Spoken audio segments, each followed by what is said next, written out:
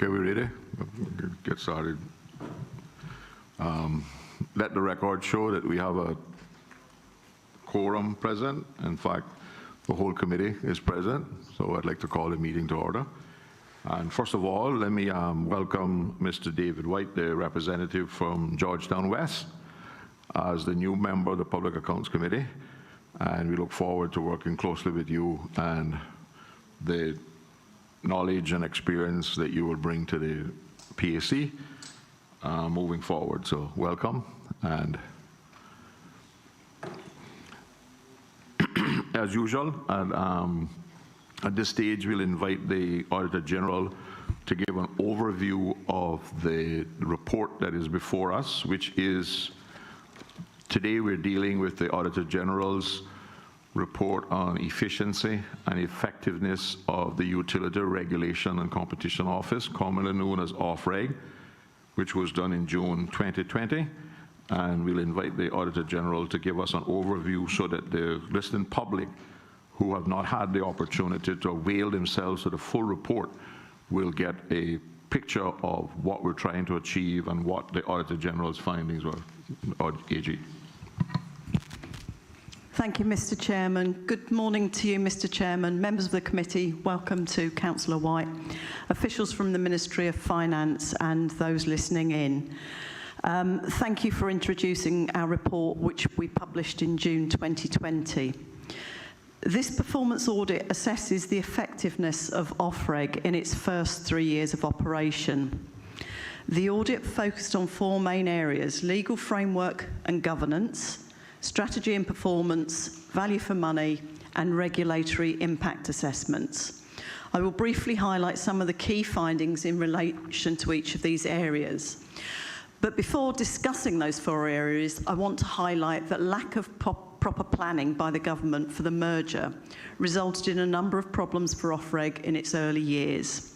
These problems included a lack of understanding of the funding needed to fulfill its role, a lack of strategic planning and direction for the first year, limited governance and oversight, and inconsistency in leadership. I'll touch on some of these issues again. In addition, it was anticipated that the creation of OFREG would generate some savings of some $250,000 a year.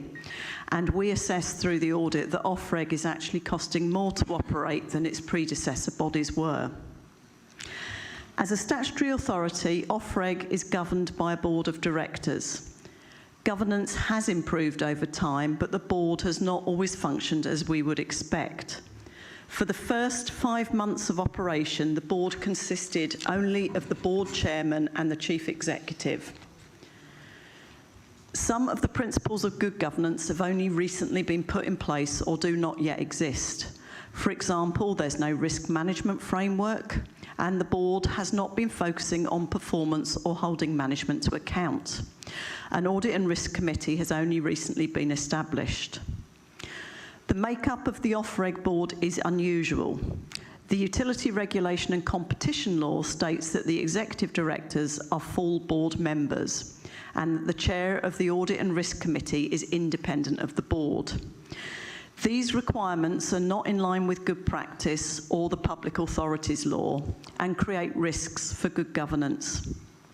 OFREG developed a 5-year strategic plan for 2013 to 2023. 10-year strategic plan, forgive me, which was a good start, although we identified some gaps summarised in Exhibit 8 on page 30 of the report. However, we found it impossible to assess OFREG's performance over the first 3 years due to poor performance measures and a lack of performance measurement and reporting. Through this report and all of our financial audits of OFREG, I have reported on a number of weaknesses that have resulted in poor value for money, particularly in regard to travel costs and the use of consultants. There is also one case of $355,000 of public money being wasted on an office lease where the premises were never utilised. However, it is pleasing to note that OFREG's financial performance has improved recently now that a range of policies and procedures are in place that, if complied with, should better control spending and improve value for money. Finally, we looked at OFREG's approach to regulatory impact assessments. Ofreg has not carried out any formal regulatory impact assessments between 2017 and 2019, although it does have some elements in place, so could easily shift to formalising these. One of the main reasons for creating Ofreg was to improve customer protection across all of the sectors. Work has started on this area, but more needs to be done to protect consumers. In our report, I make 16 recommendations, 4 to the government and the remaining 12 to Ofreg, and these are set out in Appendix 4. I have with me today in the back row Ms Yolanda Clark and Ms Erin McLean, who worked on the audit, along with Deputy Auditor General of Performance Audit, Angela Cullen. Thank you very much. Thank you, AG. I'll invite the Deputy Sergeant to bring in the first witness. Will be Dr. the Honorable Linford Pearson, Chairman of the Board. Mr. Chair? Yes. Can I just say something? Yes, sure. Just out of abundance of caution, I would just like it to be known that, and even though in light that Ofreg will be in front of PAC, over the next 2 days, I just want it to be known that, and even though we don't deal directly with Ofreg, we just want to let you know, and the PAC know that my family owns a gas station, so indirectly, we might have some dealings with Ofreg, so I just want that to be known. Thank you. That is appreciated, and it will so be reflected in the record. Thank you.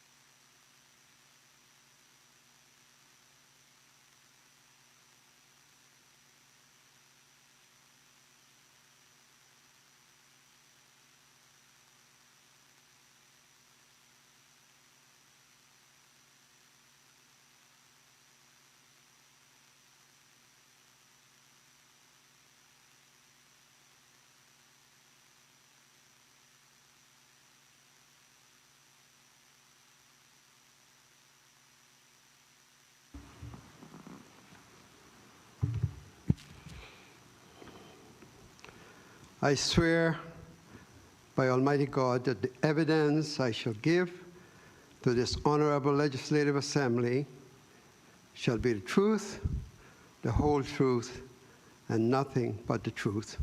So help me God. Thank you, sir.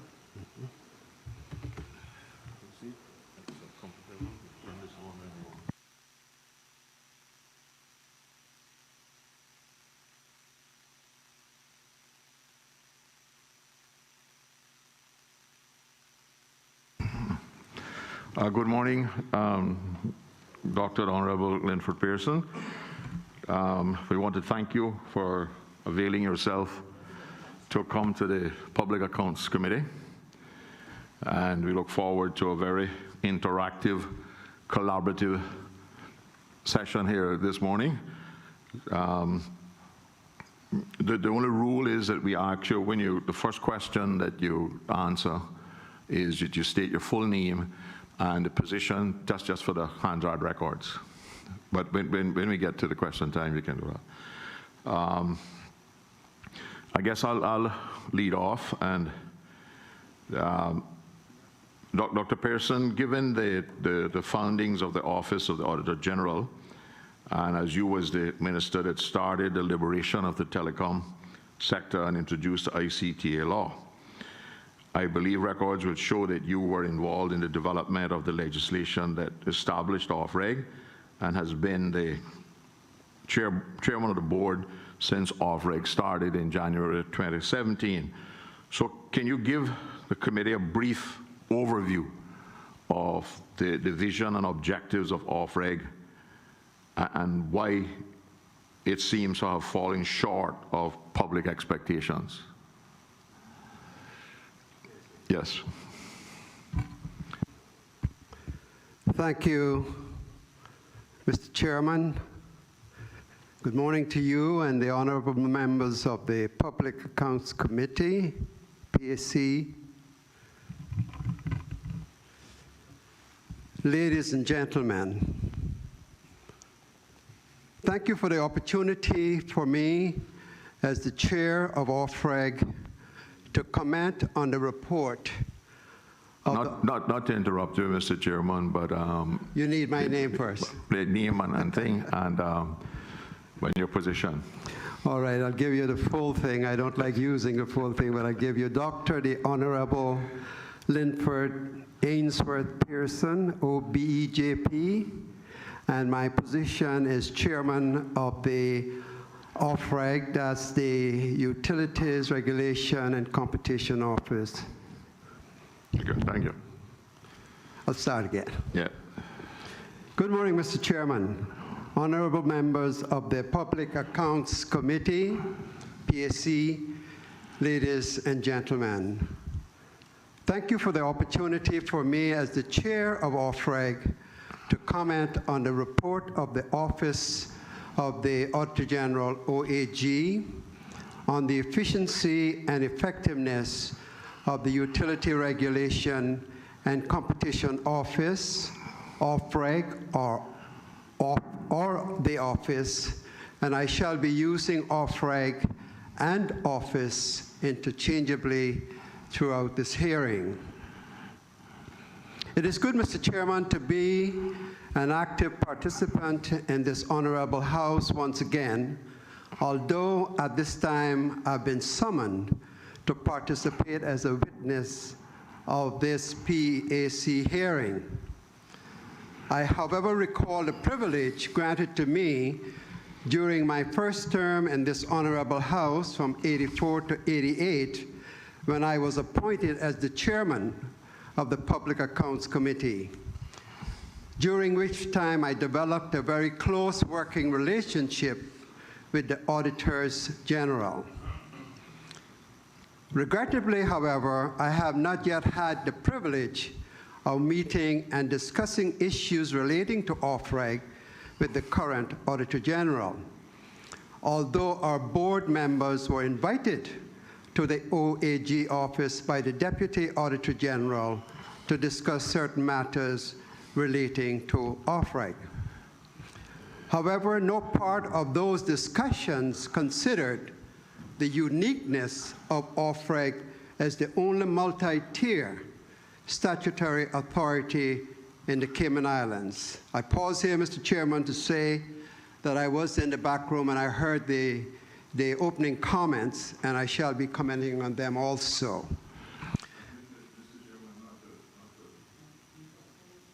Mr. Pearson, not to detract, but you seem to be reading from a prepared statement. We took a decision some time ago that we don't entertain prepared statements. What we would prefer is if you answer the question and you can give all the same information that you're giving now in different answers. But I think the forum in which we're operating on, it is better if we do it that way, question and answers, as opposed to a lengthy opening statement. So I'd appreciate if.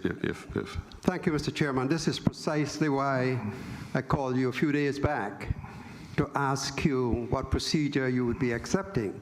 And I told you I would be making a few opening remarks thereafter I would be speaking freely from the notes. But I will follow your leadings in this. I have notes here, Mr. Chairman, which I would wish to give to you, and you can use them for your record after. That'll be fully acceptable. And together with 6 pages of OFREG's accomplishment, which for whatever reason were not mentioned by the OAG, either in the report or in the opening remarks this morning. We're open to any submission that you have in writing. I will just deal then, Mr. Chairman, with some of the issues, as you said, without the notes that I may speak on. Right. Well, the way we normally do it is we will ask you the questions, and then you will get the opportunity to, because we have a limited time frame, and if we get too bogged down in too lengthy statements, we mightn't get to the questions. But I can assure you that you will get the same opportunity from the questions that you're asked to give the same information that you would want to give. Now, it just, from a public understanding and a public point of view, that question and answer format we have found to be much more collaborative and much more successful in the end. So I'd appreciate it if we did it that way. Thank you, Mr. Chairman. I noticed things have changed slightly since I was chairman, but Yeah. that's how it goes. Yeah. So if you wish, I can take question now, or I may just speak on a couple of issues that might arise during the question time, just to clarify those issues. The question that I would like you to answer right now is an overview of the vision and what you believe were the objectives of OFREG when it was conceived. Okay. Because it was presented in the Legislative Assembly with quite an agenda thing. So.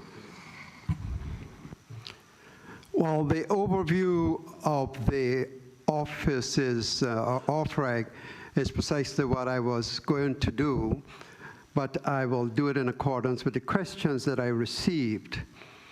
What is important to the overview of the office is that it was established based on certain vision and mission statements, and indeed supported by a 5-year strategic plan. But I did notice that within the URCL, as an overview thought, that for Section 42 called for this 3-year performance audit. For whatever reason, my calendar tells me that 3 years is 36 months. And I think that is also understandable. But the OAG felt that they would start the audit from 2017 rather than wait until after the 3 years. So I wanted to put that on record. They can reply to that if they wish. I can clear that up for you, sir, because this report is as a request of the Public Accounts Committee, because you and I will both know that the Public Accounts Committee cannot direct the Auditor General. But this was a report that the Public Accounts Committee actually requested the Auditor General to make based on things that had transpired in Finance Committee and Parliament, where we got to the position where members of Parliament were threatening to defund the OFREG and demanding that it be closed down. And we believe that this was an opportunity to establish the value of the OFREG if we got things going in the right direction. So the reason was done at this time was at the request of the PAC. Thank you very much, Mr. Chairman. Of course, the law would supersede the request that you made, because the Law 42, Section 42, states that the performance audit shall be done every 3 years. And that is what I'm referring to. So what we are discussing is the report of that performance audit. And that, I'm saying, should have been done after the 3 years and not during the 3 years, to be precise. Just to clarify, through you, Mr. Chairman, that as the Audit Office, we have the ability to undertake audits of any entity at any time, as per the Constitution and PMFL. Thank you. Mr. Chairman, I'd like to thank the Auditor General for reminding me about her privilege under Section 114 of the Constitution, as I was a part of putting that together. So I thank her very much for reminding me of that. But the fact is, the audit should have been done. The performance audit under Section 42, and I've gotten legal advice on this, should have been done after the close of the 3 years. We can argue that some other time. My suggestion would be that you can look forward for that additional performance audit when the 36 months is up. Yes. The other point, Mr. Chairman, on the overall review of this was that there was no communication with me as chair during the audit with me personally, which is a rather unusual position protocol-wise. I was once asked to come with the other members of OFREG to the Auditor General's office, which I did. But one would have thought that if you're talking about the early periods of OFREG and that I was the chair and that for 5 months operated with the CEO, then anything to do with that period, somebody should have consulted me on, because regrettably, the CEO, former CEO, is not with us any longer, of blessed memory. But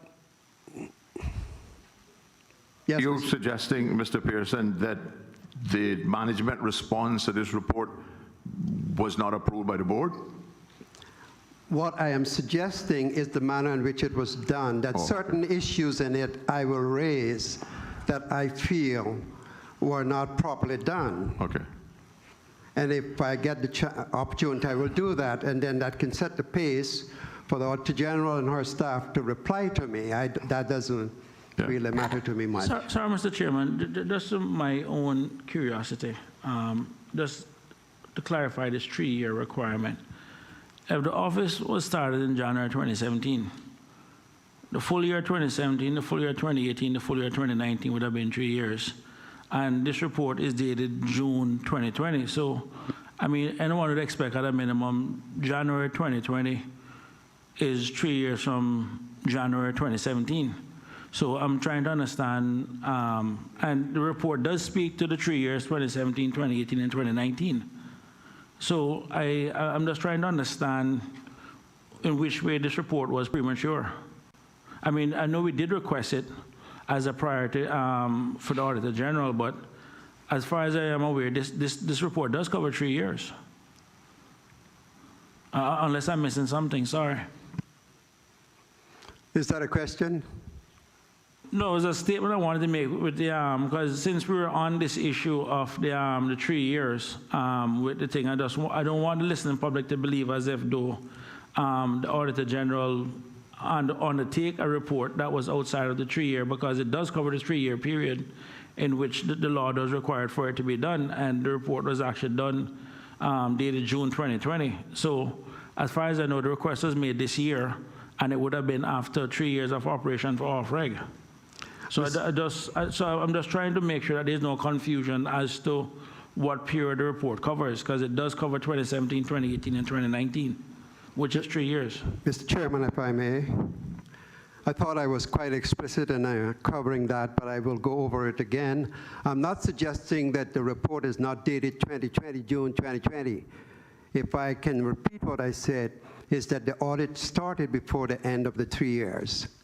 So it was during 2019, in like the fourth quarter, the beginning of the fourth quarter in 2019, that the audit was commenced, because we had information going from OFREG to the office OAG stating that it was in relation to the report that was being done on the Section 42.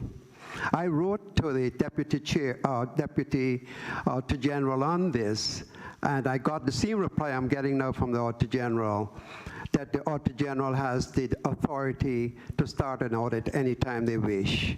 So I'm prepared to leave it at that, but I shall be speaking on this same point, perhaps at some other forum.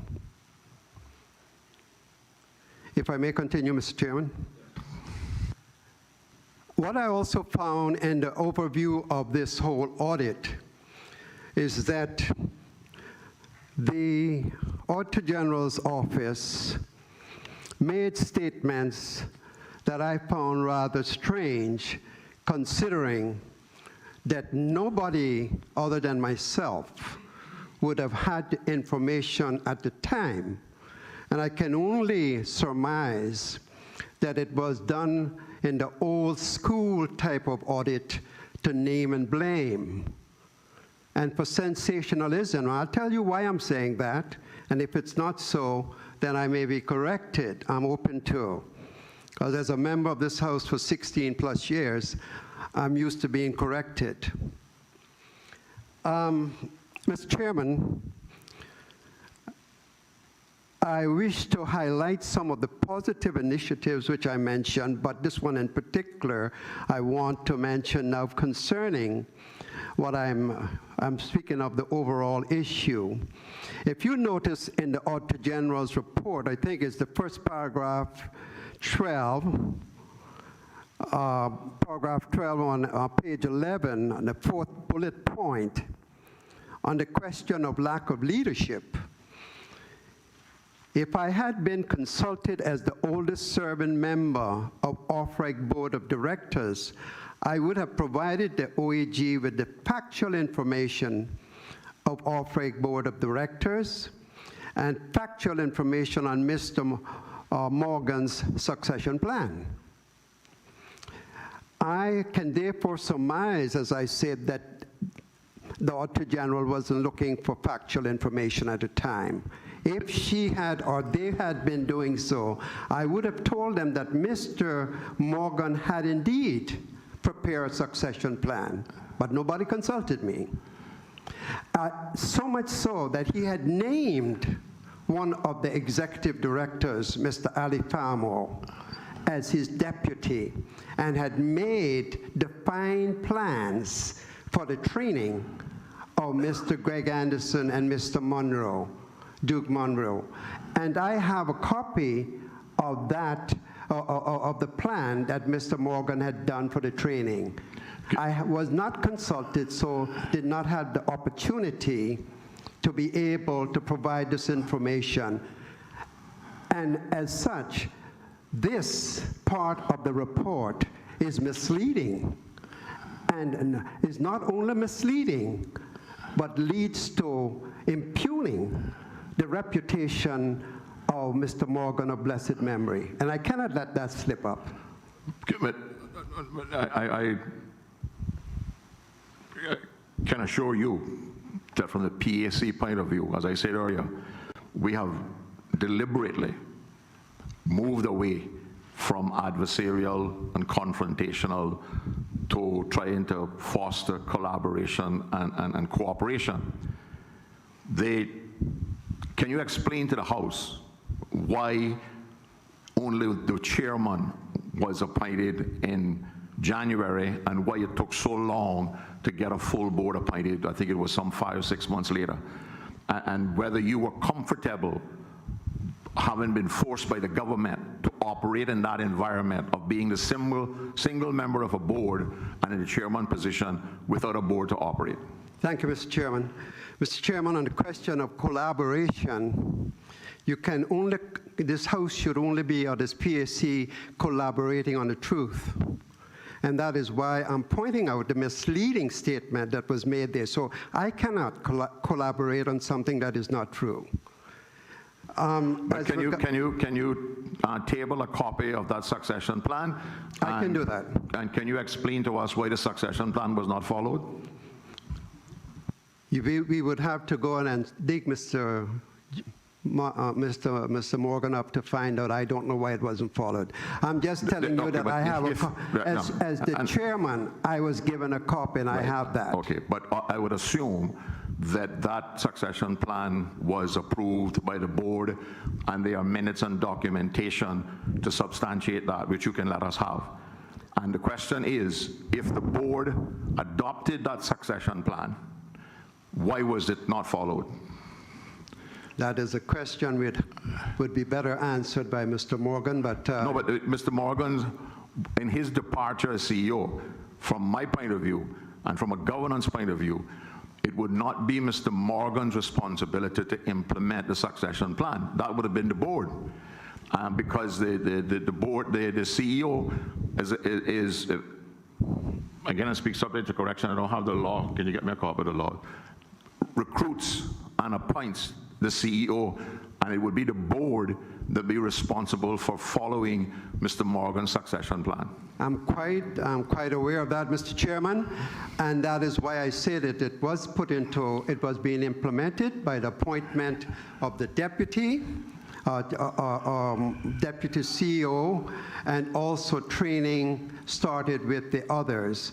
Now, I will need to go and check the records to see what minutes that was approved at, but I can assure you that that happened. Okay. And also, Mr. Ali Farmo himself can certify that happened.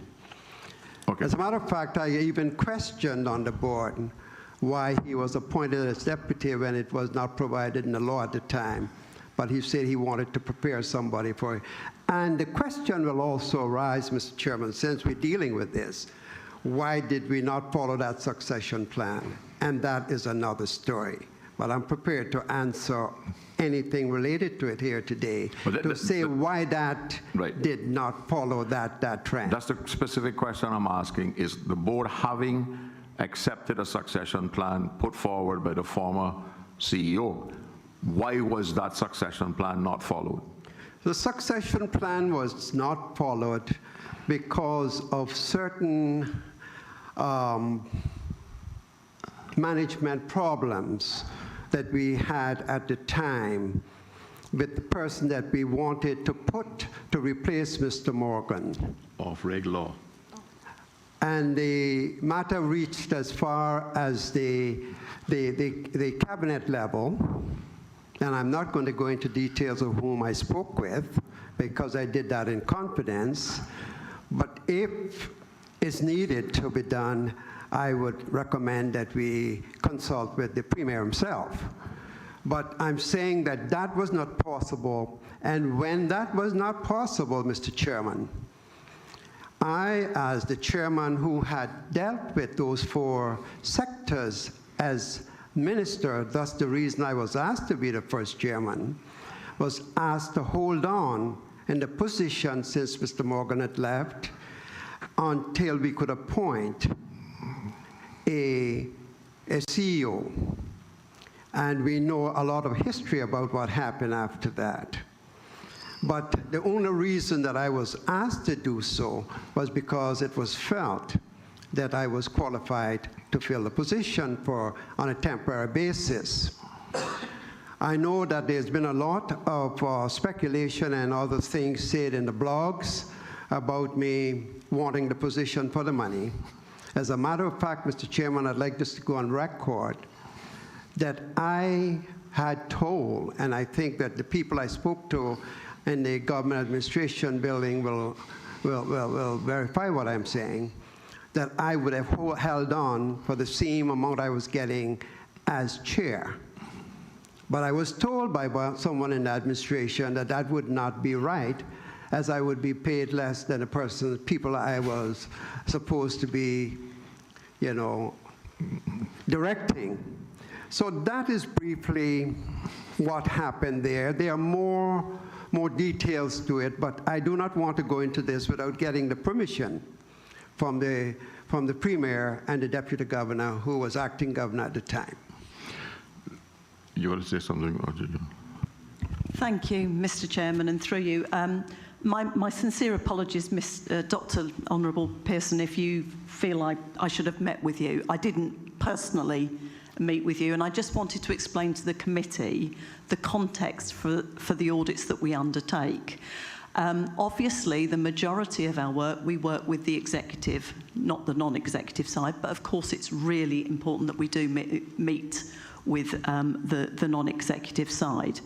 So I know my team had an extensive and lengthy meeting with you, Dr. Pearson, on the 13th of November, and several meetings with the full board, but I will confirm that I didn't personally meet. But it's in a context of there are always a number of performance audits going and 40-odd financial audits going, and it is not an exception that I didn't meet with that board. I will meet if I'm asked to come along or I feel there's a particular need to. So I just wanted to extend apologies if you felt that was a discourtesy. It's a consistent approach and not intended to be discourteous. We have, of course, met before several times. Also, in the context of the report, we are at absolute pains to make sure that it is factually accurate. The interpretation and the judgments that I come to in the report, entities may not agree with because they're mine. But the fact on which we base our reports, we really, really work hard to ensure that it's true. And we went through extensive clearance with this entity on this report. So it is somewhat disturbing and slightly alarming that Dr. Pearson still feels there are inaccuracies in there, because we believe we factually checked everything. But I just wanted to explain the process. Thank you. Mr. Chairman, I look forward to meeting with the Auditor General. As a matter of fact, I believe she might be a neighbor where I live. And it's nothing against any member of the Auditor General's department. When I said facts, it would have been much better had the deputy or the Auditor General or one of the members of the speak to me on matters that only myself and Mr. Morgan knew about. Now, how would they get this information if it was not from somebody else that did not have this information at the time? You asked me earlier, and I will allow you to speak in a minute. You asked me earlier why Mr. Morgan and myself had to operate for 5 months without a board. If you recall, this is a pioneer statutory authority. There is not one member of this House, Mr. Chairman, that have held more authorities under his control as minister than I did. And this one was the most complicated to do. There's no question that we had a problem with the merger to start with. We had a problem with financing. There were so many problems. So that is the reason why we were held up in getting the proper board started before the 5 months were up.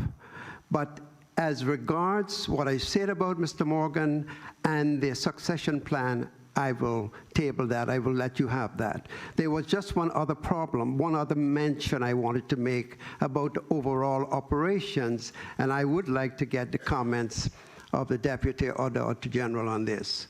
The implication that arises from the second point I was making is that I unilaterally, and I take exception to this, unilaterally added $2,500 to Mr. Morgan's salary when we started.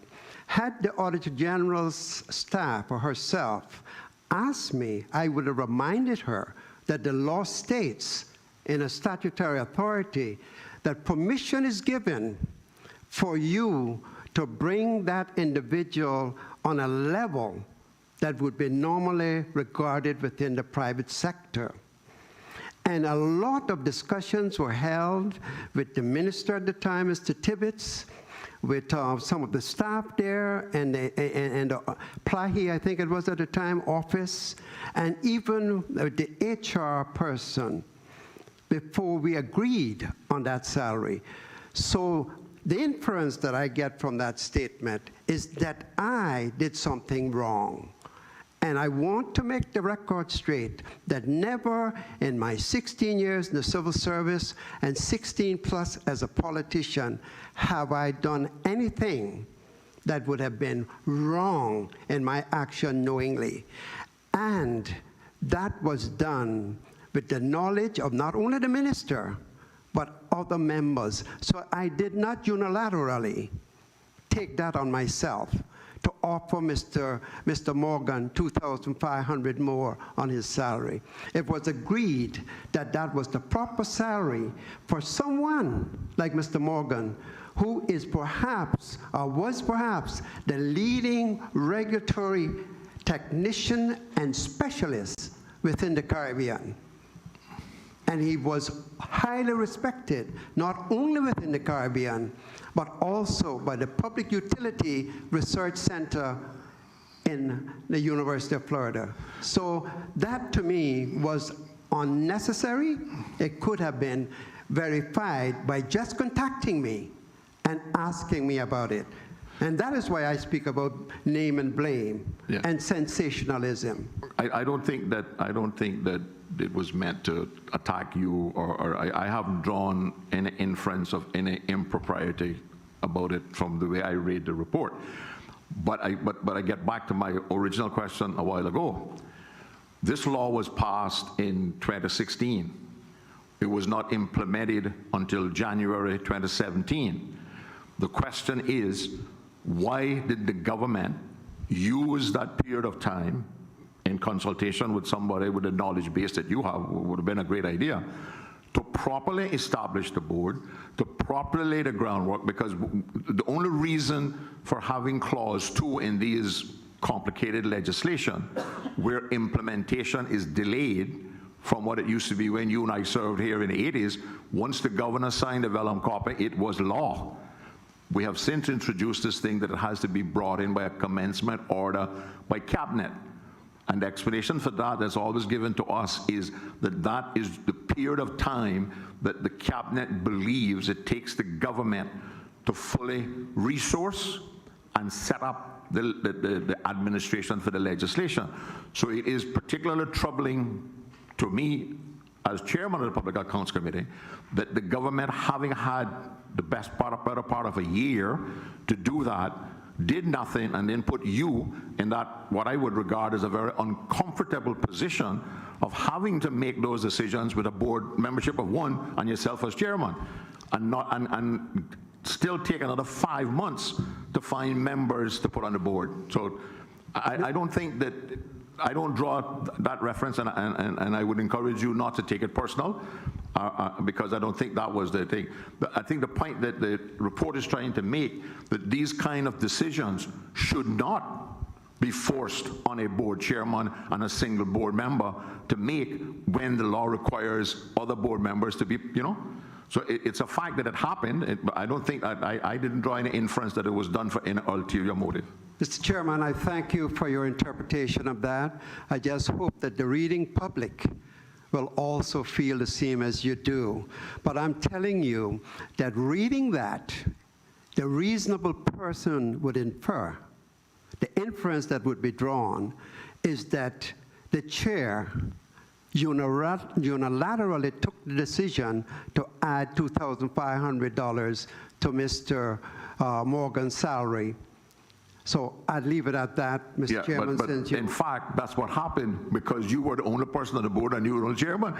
For the regulatory authority to carry out the function and to properly adjust the gentleman's salary to what it should be, because you didn't have a full board, the government forced it to be a unilateral decision on you, because the consultation that you took place with them other people is not recorded in your board minutes. Mr. Chair, with respect, you're totally wrong on that. As a matter of fact, the minister who appointed me was the one that gave his okay on that.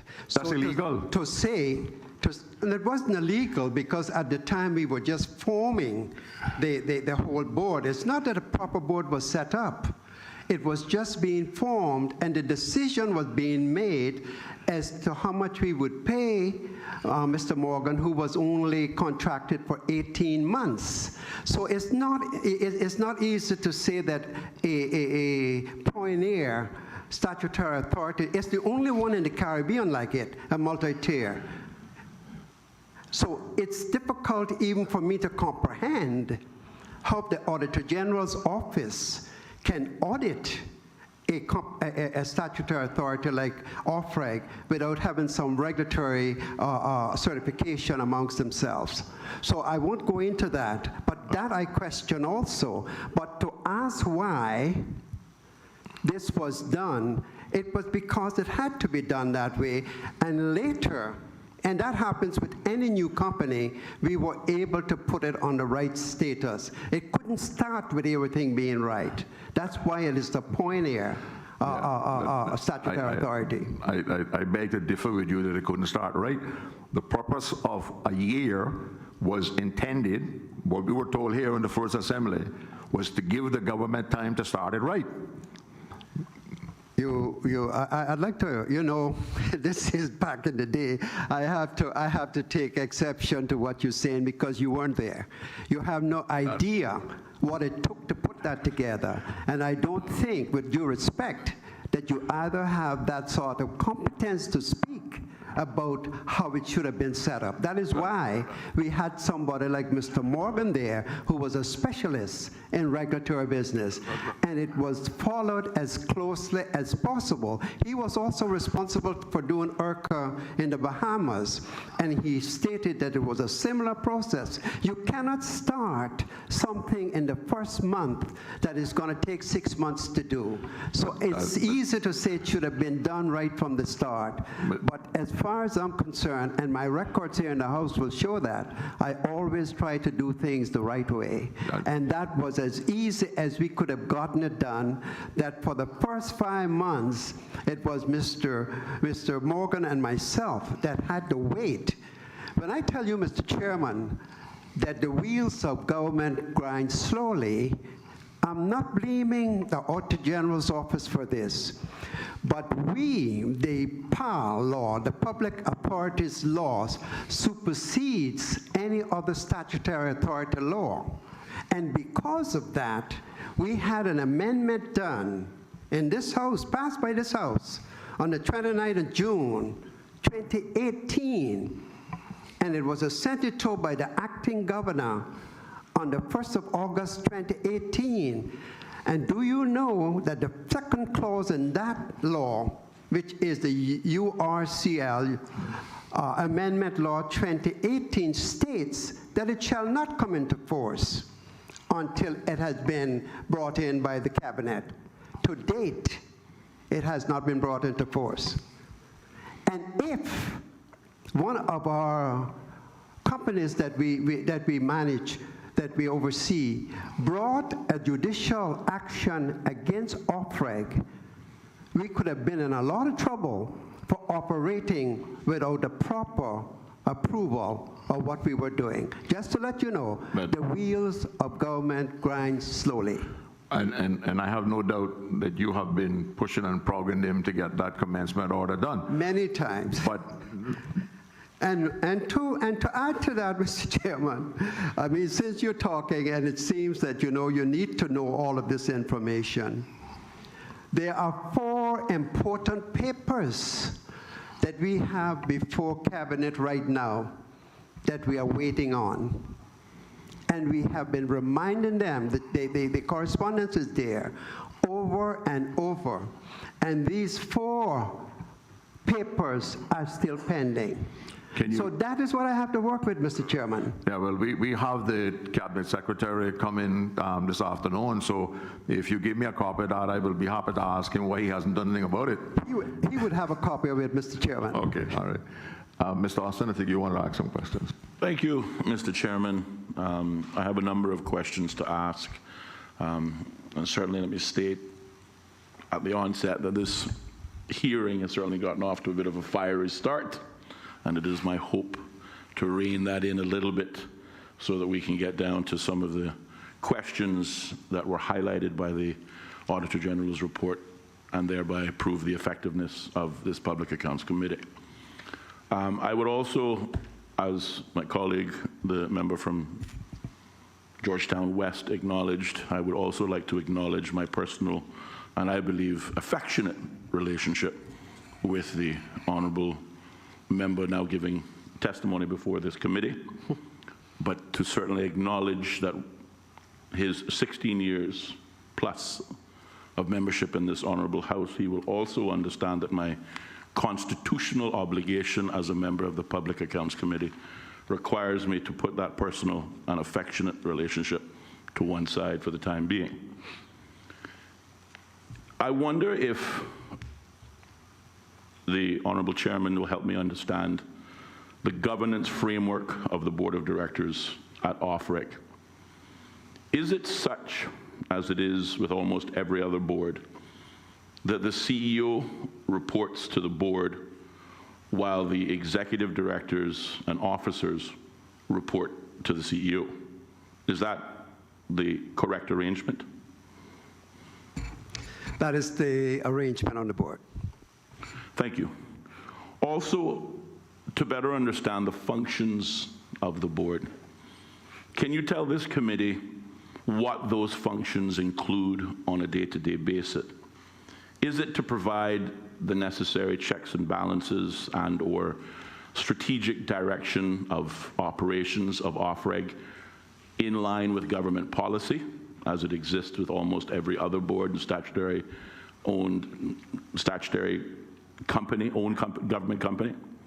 Or is it to perform purely a regulatory role of the fuels, energy, and telecommunications sectors? The responsibility of the chair and the CEO and directors are outlined in the URCL Law 2019 revision. However, I can quickly tell you that the organizational chart or the line of command would be from the executive officers to the chief executive officer. He's responsible also for appointing those same individuals. The appointment of the chief executive officer is done by the board. He reports to the chair, to the board chair, and the chair reports to the cabinet. So that is the line of command organizational chart. But also, the details of the various sectors, the energy and utility sector, the ICT sector, and the CPI sector all fall under the purview of the chief executive officer, and they report directly to him. Thank you for that response. However, I asked the witness if he would be able to explain to this committee what are the day-to-day functions of the Board of Directors. The Board of Directors? Yes. We meet at under the law, we should be meeting for once, we should be meeting every 6 months, 6 months during the year. But since in our first year, we met for 16 times because we wanted to try to catch up with what needed to be done. The day-to-day workings of the board depends on the issues that we're dealing with at the time. We meet monthly now, and we look at the sort of dashboard of each of the sectors. And that is why, when we get to it, it is so important, and I will explain later on that, why recommendation 4 of the Auditor General is not workable. Recommendation 4 states that they should be removed from the board, but we can deal with that. But you're asking directly the day-to-day. When I took up the position, I took it up as a part-time job. I've never done more work in my life on a full-time, as a full-time person, even as a minister of this honorable house. So it's at any time during that 24-hour period, I can be called upon as chair by the chief executive officer or any of the executive directors on a matter. So it's an ongoing situation. Why is that? It's because the 4 sectors that OFREG is dealing with are perhaps the sectors that are most important to the general public. You're talking about energy, my light bill, fuel, the amount I pay at the pumps, water, my water bill. They are the things that are constantly before the members and that the public are asking us about. So I'm not quite sure what other part of your question I haven't answered. Well, the question was, and I think you've answered it, I asked, is it to provide the necessary checks and balances and strategic direction on the operations of OFREG in line with government policy, or And I believe you answered in the latter. Or is it to perform purely a regulatory role of the fuels, energy, and telecommunications sectors? And in your response moments ago, it was very much that, to perform a regulatory role of the fuels, energy, and telecommunications sector. But I presume from that, it is not to provide strategic direction on operations of OFREG in line with government policy. Is that your answer? Through you, Mr. Chairman, we are responsible for also the strategic directions. And as you know, under the law, the cabinet may at any time issue policies that they wish any of their statutory authority to comply with. So we are open to that also, and that has happened in the past, as you know. Thank you to the honourable member. Mr. Chairman, through you, the witness mentioned earlier the uniqueness of OFREG. Surely one of the unique characteristics of OFREG is that both the CEO and the executive directors of fuels, energy, and the telecommunications sectors are members of the board, albeit non-voting members, which is an unusual arrangement, as noted by the Office of the Auditor General's report, whereby it is observed on pages 2 and 3, if you're following along in the Office of the Auditor General report on the efficiency, effectiveness of the Utility Regulation and Competition Office, OFREG, June 2020, which begins in the third line of the final paragraph on page 2 and continues on the first line of the first paragraph in page 3, which I will quote. The report states, in most other boards of statutory authorities and government companies, the CEO is the only executive who is a regular non-voting member of the board, and other senior managers are invited to attend board meetings as necessary. It goes on to state, in the OFREG example, the traditional roles and responsibilities of non-executive members and senior management is blurred, end quote. This is truly unique indeed, and begs the question, Mr. Chairman, through you, how is the corporate governance and subsequent risk management of OFREG's operations achieved when the CEO, who has ultimate responsibility of operations, shares an equal non-voting role on the board as the executive directors? This essentially, in my opinion, and certainly the witness may disagree, undermines the CEO and makes him subordinate to the executive directors who also sit on the same board. I wonder if the witness would agree. Mr. Chairman, I'd be happy to comment on that. I don't know about agreeing with the honorable member, but I will comment on that. The comments made by the Auditor General in the Auditor General report, and she states this is unusual in most other boards of statutory authorities and government companies, SAGs. The CEO or equivalent is the only executive who is a regular non-voting member of the board. I think she is only, pardon me for saying she, the OAG is really relying on the information they find in the PAL law. PAL law was established after the URCL, about 6 months after, 3 to 6 months after. The PAL law states that any other laws is subservient to the PAL. But the PAL law, it was initially suggested or recommended not only by the former CEO, but also by Justice Alec Henderson QC, that the whole OFREG should have been exempted from the PAL law for various reasons I will be prepared to give to you.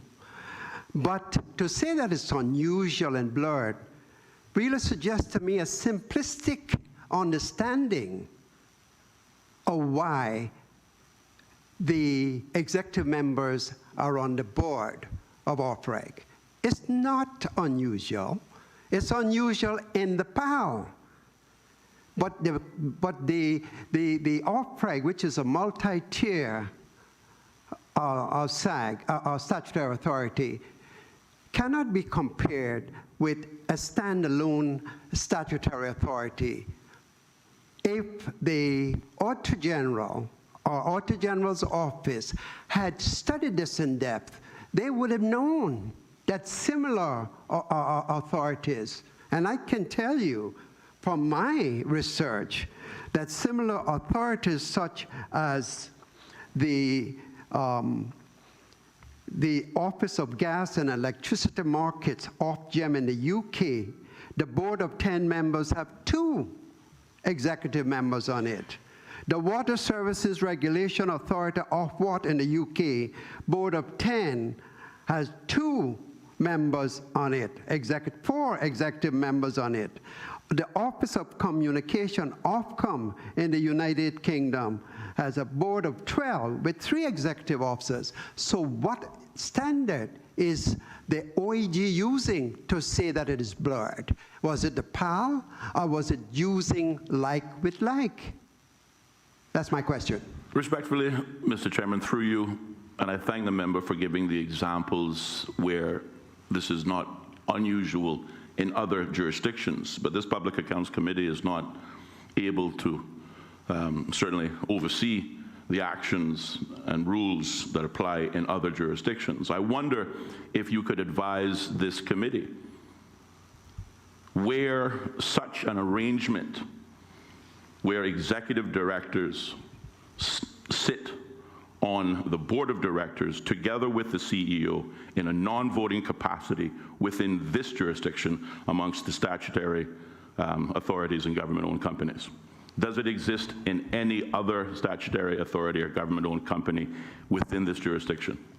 Well, Mr. Chairman, through you to the member, I can refer you to Orca and the Bahamas. The same situation similar to what we have. In this jurisdiction means, Mr. Chairman, through the Cayman Islands. The Cayman Islands is only one multi-tier statutory authority, so there's nothing to compare it with. Where's the precedent? Fair enough. We will move on. Well, I have one question. Mr. Pearson, you keep referring to a multi-tier statutory authority. Mm-hmm. But this is a single statutory authority. And the whole idea and the way this legislation was introduced into the Parliament was that we were bringing all of these 4 entities under one single authority. So I don't understand the description of being multi-tier. It is a single authority. It is not an authority with 2 or 3 other authorities under it. There are other authorities here who may have diverging entities under it. Let me explain, Mr. Chairman. Okay. The OFREG is the only authority in the Cayman Islands where you have 4 sectors under it. You have energy utilities, you have ICT, information community technology, you have fuels, and you have water. All other authorities deal with one issue. And that is why OFREG is different from, say, SEMA or one of the others, which deal with a specific issue. But OFREG is it's referred to as multi-tier, is that there are more than one sector that is encompassed or amalgamated into OFREG. Right, but you just gave a good example. SEMA has banking, insurance, 3 or 4 other subsidies under them, but it's a single authority. That is true. And the utility regulation and competition law was specifically put in place to put a single authority to deal with these different sectors, because all of those were individual authorities prior to the introduction of this legislation. Would you like me to comment on that, Sure. Mr. Chairman? Yes. I can see the confusion in this, Mr. Chairman. I mean, if you take ICT, you will find that there are various different departments of ICT. You're going to be dealing with flow, you're going to be dealing with broadband, you're going to be dealing with different issues. The same thing with energy. You're going to be dealing with CUC and other issues. So it's really similar to what SEMA has to as the authority for financial activities. But what I'm saying that with OFREG, you have 4 sectors. Each one of those sectors can have various branches under it. So that's what makes it so complicated. But the point I'm making is this was the government's solution to having individual authorities that dealt with those sectors, because SEMA, when you go under section banking, it has all the different, what's it, 100 and odd class. I don't know what the numbers is now. I haven't checked it recently, right? That they deal with. So the purpose, as I understood it, as a legislator, debating the bill in Parliament and questioning the minister during committee stage, was that there was a need for efficiency and effectiveness to introduce a single authority to amalgamate what we then had, which was 4 authorities. And that you're correct on that, Mr. Chairman. Okay. And it was, as the Auditor General, I think it was, that spoke earlier, or one of the staff, that it was envisaged or it was hoped that in the 3 years we would have been showing profits. But if, I'm sure the Auditor General could tell you this too, you look into it and you see the issues that we had with even being able to collect the funding that we needed from the Water Authority, the funding we needed after we brought over the Department of Fuels into OFREG, that it got so bad. We were given the responsibility, but we were not giving the funding. Right now, we are still trying to get the necessary funding out of the Water Authority, Cayman, even though we are doing the regulatory work. We are not yet being paid the amounts we should. We're not being paid the amounts we should be receiving in royalties through the water company, Cayman Water Company.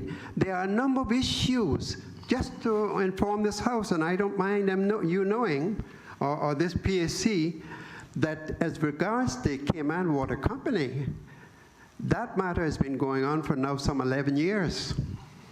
OFREG has been into operation for 3 years. Mr. Chairman, if I can just make an observation particular to this multi-tier role of OFREG, as you mentioned, then certainly the witness in his example used SEMA. Maybe a bad example. It was a bad example because It's a good example. SEMA, as to your point, Mr. Chairman, regulates financial activity and/or financial services, which banking, insurance, and the other areas would otherwise fall under. Funds, trusts, etc., all of which relate to financial services as a single tier. Likewise, OFREG is the regulator for telecoms, energies, and fuels, which would otherwise be defined under one single definition of utilities. Therefore, it is not multi-tiered. It has multiple subjects, authorities, and sectors, but all of those sectors combined fall under one single definition to this jurisdiction, and that can be found under the word utilities. Mr. Chairman, if I may, this is a pleasure for me in that I'm having my very good friend over there on the opposite side asking questions. So this is fine. I still love you like a brother. But I wanted to enlighten you when we say multi-tier. Take ICT. And if you look at the Auditor General's report, and I want to give them credit for this, on page 7, it details what is regulated and the operating entities, ICT, ICT networks, and ICT services, operating entities, cable companies, telecommunication, radios, TV, domain KY, ICT critical network infrastructure, that is CNI, Emergency Notification System, ENS, 911, that is one. Now, I don't know if you want me to read them all, but each sector has a list, just like SEMA, of various issues they have to be dealing with. Just let me deal with one other since you asked me the question. Electricity, energy. And we're looking at the 4 sectors as ICT, energy, fuels, water. Under energy, you have electricity generation and transmission and distribution, T&D. Then the operating entity under that, generation and T&D. And now we're not just dealing with generation just through Caribbean utilities. We're also looking at solar, renewable energies and that sort of thing. Caribbean Utilities Company, CUC, a public company. Kim and Brack Power and Light Company, a private company. Generation only, Bodden Town Solar System. We are looking at the whole thing. Then you come to fuels. What are we doing there? We have the, we regulate importation, safety in the depot, safety in station, and establishment that have fuel storage from a certain limit. And the operating entities there, Mr. Chairman, through you, would be Rubis, Esso, Home Gas, Clean Gas, Refuel, 2 fuel depots and 24 gas stations, Marine Fuel, Scott Landing, Cayman Islands Yacht Club, and Harbor House Marina. I can say the same thing for water, Mr. Chairman, but in the interest of time, I will let the honorable member that asked the question read it. Mr. Chairman, certainly not to belabor the point, but I phrased the remark in the form of an observation, not so much a question. But I will again restate my observation, Mr. Chairman, that energies, fuels, and telecommunications, and all of its moving parts, still falls under the definition of a utility, and that is what OFREG's role as regulator is for. Before giving way to my colleague, the member from Bodden Town West, excuse me, careful. Let me just make a remark. Whilst the witness correctly stated that he loves me as a brother, let me take it one step further to state that I love him as a father. Well, I didn't want to say a son because... However, as I stated in the beginning, my constitutional obligation to this Public Accounts Committee requires me, obligates me, to put that affectionate relationship to one side. Mr. Chairman, thank you. I would appreciate the opportunity to come back as I have 3 other questions. Mr. Chairman, just a comment. I'm not looking any favors in this House. As the honorable member may not know, I'm quite able to navigate around this House because not only was I a member on the opposition side, but I served as a minister for several years and also as Speaker of the House. So I can navigate myself around. I don't need any help.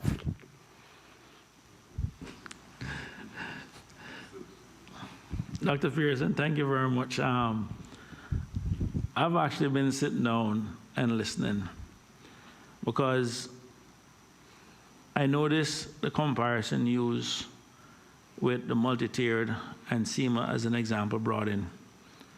But there's one thing that is missing from all observation, is that SEMA only has 1 minister. You have 4 entities and 3 ministers to deal with. You have a minister that's separate as responsible for water. You also have a minister that has a separate responsibility for fuel. And then there's also the premier that has a different part of it. So there are 3 different ministries to some extent. And as I'm listening to all the challenges 3 years on, the question that we really have to ask ourselves is, if the board and the management is so busy dealing with all of these underlying issues, then the question comes up, and this is where the public would come in. Who then is looking out for the public's interest? Because there are clearly structural issues here. And like with any legislation, we have to ask ourselves this question now. Is this something that is worth continuing, or were we better off where we had ICTA by itself, the ERA by itself, and everybody else by itself? And that is one option that I think we need to realistically put on the table, because from the public standpoint and from the expectation and reading the report, something as simple as even collecting the different revenues that are needed to sustain this entity. I mean, you and I both know, I mean, if you can't get the revenues that you're supposed to be collecting, that creates in itself a going concern issue. And this requires, and the question in all of that, through you, Mr. Chairman, to the witnesses, with 4 entities, 3 ministers, and still an organization in its embryonic stage, the question is, what will it take for us to move off-reg to the efficiency level that we think it should be at, so it can basically do the function that it's doing? Because the last thing that you want is, and let's not kid ourselves, the entities that off-reg regulates are entities with very deep pockets, some of the brightest minds, and we need to make sure that we also have the deep pockets and the bright minds to go up against these people, because these are multi-million-dollar businesses. These are not small businesses with built-in expertise and everything else. And come next week, when many of those same entities are inside the House, I think the public will also get an opportunity to see and I would dare say the level of intelligence that some of these organizations do have, because we have some of the brightest minds in Cayman working inside these entities. But the question for me, just to rehash it, is what, in your opinion, will it take to take off-reg to the next level? Because I can tell you, Dr. Pearson, I spend a lot of time, and you yourself would have seen even some of the answers that are given to this, whether it be Finance Committee or Legislative Assembly, by even some of the players within off-reg, compared to what we know exists in, say, a CUC, a FLO, or elsewhere. You know what I mean? And it almost seems as if, though, there's almost a mismatch. So we want to see, and the whole idea behind this issue, just so we're clear, and I think so the public understands, we all accept and agree utility needs to be regulated. There is no way we can have monopolies in this country running around unregulated. And you yourself recognize that having broke the monopoly with cable and wireless. People seem to forget that a few years back we were paying $1.50 a minute to make a call to the United States in the daytime. So there is a need for these regulations and these entities. But the main thing about it is now, what can we do to make it efficient, to achieve the mandate that it needs to make? And I can tell you, I've been on the website, which is also one of the primary functions listed as the office. And it is still a lot more work to be done in terms of even getting the stuff out. And I can also say, as I've said in this house already, that there are a lot of consultations that goes out to the public that the public do not even respond to. So there is a public education, there's a lot of work that needs to be done, and we accept any organization in this embryonic stage will have its teething problems. But the question, again, sorry, and I know I've said this, is what will it take for us to, 1, get past this teething problem, 2, get to the efficiency level that we need to get to, and then 3, so at least we can meet the public expectation in terms of what the public expects. You and I earlier were discussing even some of the issues of fuel. And I think even from a public education, when people be shocked to find out the amount of even duty that is on the non-CUC portion of fuel that drives up the cost. Again, these are issues of public education that doesn't seem to be out there. And I know off-reg also has a public education standpoint too. So that is really my question in all of that, Dr. P. I know I took a long way around, but it is really, how do we get to the next step? Because the purpose of this, and when we made the request originally, and we're talking about efficiency for off-reg, is to make it better. I mean, no one here wants off-reg to fail. Let us be straight with that. No one here believes that CUC or none of those companies shouldn't be regulated. But the truth of the fact is, They're still getting away with murder to some extent in some of the lack of quality broadband. I have a fundamental issue with. We're one of the most expensive countries when it comes on to broadband prices, yet we get some of the poorest quality of what we're paying. And these are the kind of things that we need to be tackled with so the consumer can ultimately see the value for money that they're looking for. And that is really what I am open to get from this hearing today and the series of hearings. There's no future in the past in politics. It is what it is. What happened in 2017, 2018, 2019, none of us in this room can change. It is what we can do 2020, 2021, and beyond is what we're focusing on. There's nothing we can say here today that can change anything in 2019. And it is that next level that we want to really see as to what it will take. And I accept any startup will have its own teething problems. And let's be honest too, there's some serious egos at play here from people who ran independently before this merger started to what it is that we have today. There are egos inside any organization too, just as there are inside this chamber. But at the end of the day, we're still here to serve the public, and I can say honestly, in my humble opinion, the public is not getting value for money from many of the utility companies that are serving this country, and now the one entity that we expect to stand up with them and deal with them, we need to do what we can do to make it better, and that is ultimately where we need to get to. Thank you. Thank you. Mr. Chairman, may I answer the question? I think you're right to say that the authorities are government authorities. I gave you an example earlier of some of the difficulties we have with things being delayed.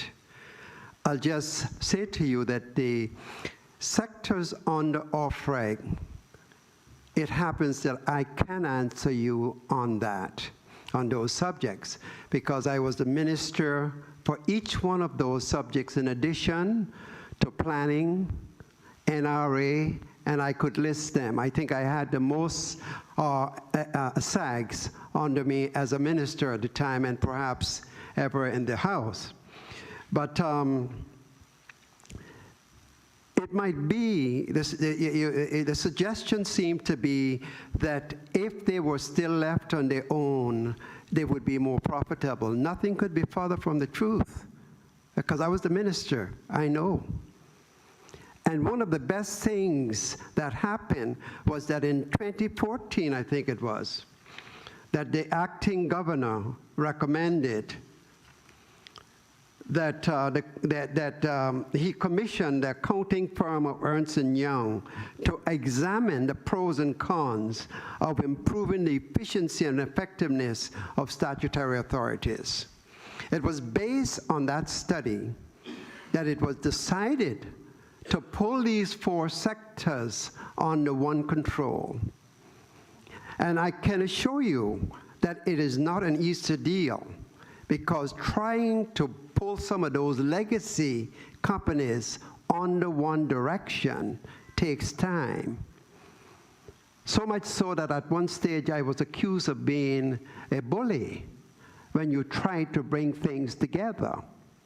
So it's not an easy job, but I do know that when those same sectors were on their own, they were much less profitable. We had a problem, and it was brought over into OFREG of wild spendings. We were only able to correct that after it came before us in OFREG. We had another problems of a lot of money being paid to consultants who really presented the bills that they should. But what I would have been happy with is if the report, and I'm not going to criticize the OAG on this, because perhaps these were too numerous to list in the report, but it could have been taken, any member of this House could have read the annual reports, and you would have seen then what OFREG is doing. And from that annual report, I was able to take a number of the accomplishment. All we're hearing here is the SWOT, strength, weaknesses, opportunities, threats. But we're only looking at weaknesses. What about the strengths? What about our accomplishments? 6 pages, nothing is mentioned of it. Nothing is mentioned. Yet we are saying, if you don't do better, let's get rid of you. Nobody fully understands what we have accomplished in OFREG. All that is coming out is the important things to the public. Why are the gas prices at the pumps lower, considering that there's been a slash in oil prices worldwide? Why aren't we getting a reduction in our light bill when it should have been passed on to CUC? And those questions are reasonable. The questions should be asked. As a matter of fact, I'm suffering from it too. So I have asked the questions. The answer that you get normally is, look, the more expensive fuels, and I know that David, the member from, another one of my sons, Georgetown West, has declared his conflict of interest, but he will tell you that it's not that easy because there's a cut in oil prices for you to extend it right away to the public in the Cayman Islands, because there are already fuel in those tanks that are much more expensive, and that fuel has to be used up before you can get to the cheaper fuel. So there are a lot of pros and cons in this whole thing, and I know about it, because in my first job, I was a pump man at the Shell station in Georgetown. I served gas. I had to check the gas every day. So I know about this sort of thing. The same thing applies with your light bill. Nobody knows that when you do a pyramid of that, do a pyramid of it, and see the different layers. How much is government getting out of that? Government is getting a sizable amount of revenue out of it. How much are they getting out of gasoline at the pumps? A sizable amount. So we need to bring all those factors into account. They are things beyond the control of OFREG. When we are waiting for years, not months, to get a bill, a law that was passed and assented to in 2018 and yet not put into action, who are we blaming for that? Mr. Chairman. Hold on, sorry. Thanks very much, Dr. Pearson, for that answer. Just 2 observations. One, we look at the structure that is currently set up, and I'm very happy that we have someone with your vast experience to try to basically bring all of it together. And I'm glad you listed out your resume, and that is exactly the problem that I have with OFREG, because barring when the time comes where you decide that you will walk away, we cannot have an institution that is predicated on finding someone, again, of your expertise and your vast knowledge and everything else. So therein is one of the fundamental problems, because any institution that we set up, and at the end of the day, we are still trying to build an institution here. It still has to be able to function regardless of the what it is, regardless of some of the skill sets that you can find. I mean, and like I said, you are an exception within the rule. And I can say there's nowhere in the Caribbean, and I will dare say without any fear of contradiction, that we can find someone serving in any utility board that has your level of experience and qualifications that you have brought to the world. As a matter of fact, I'd even dare say the UK also, that you can find a former parliamentarian and with 32 years, over 30 years of public experience in that kind of role. The second observation is that regardless of the wins or the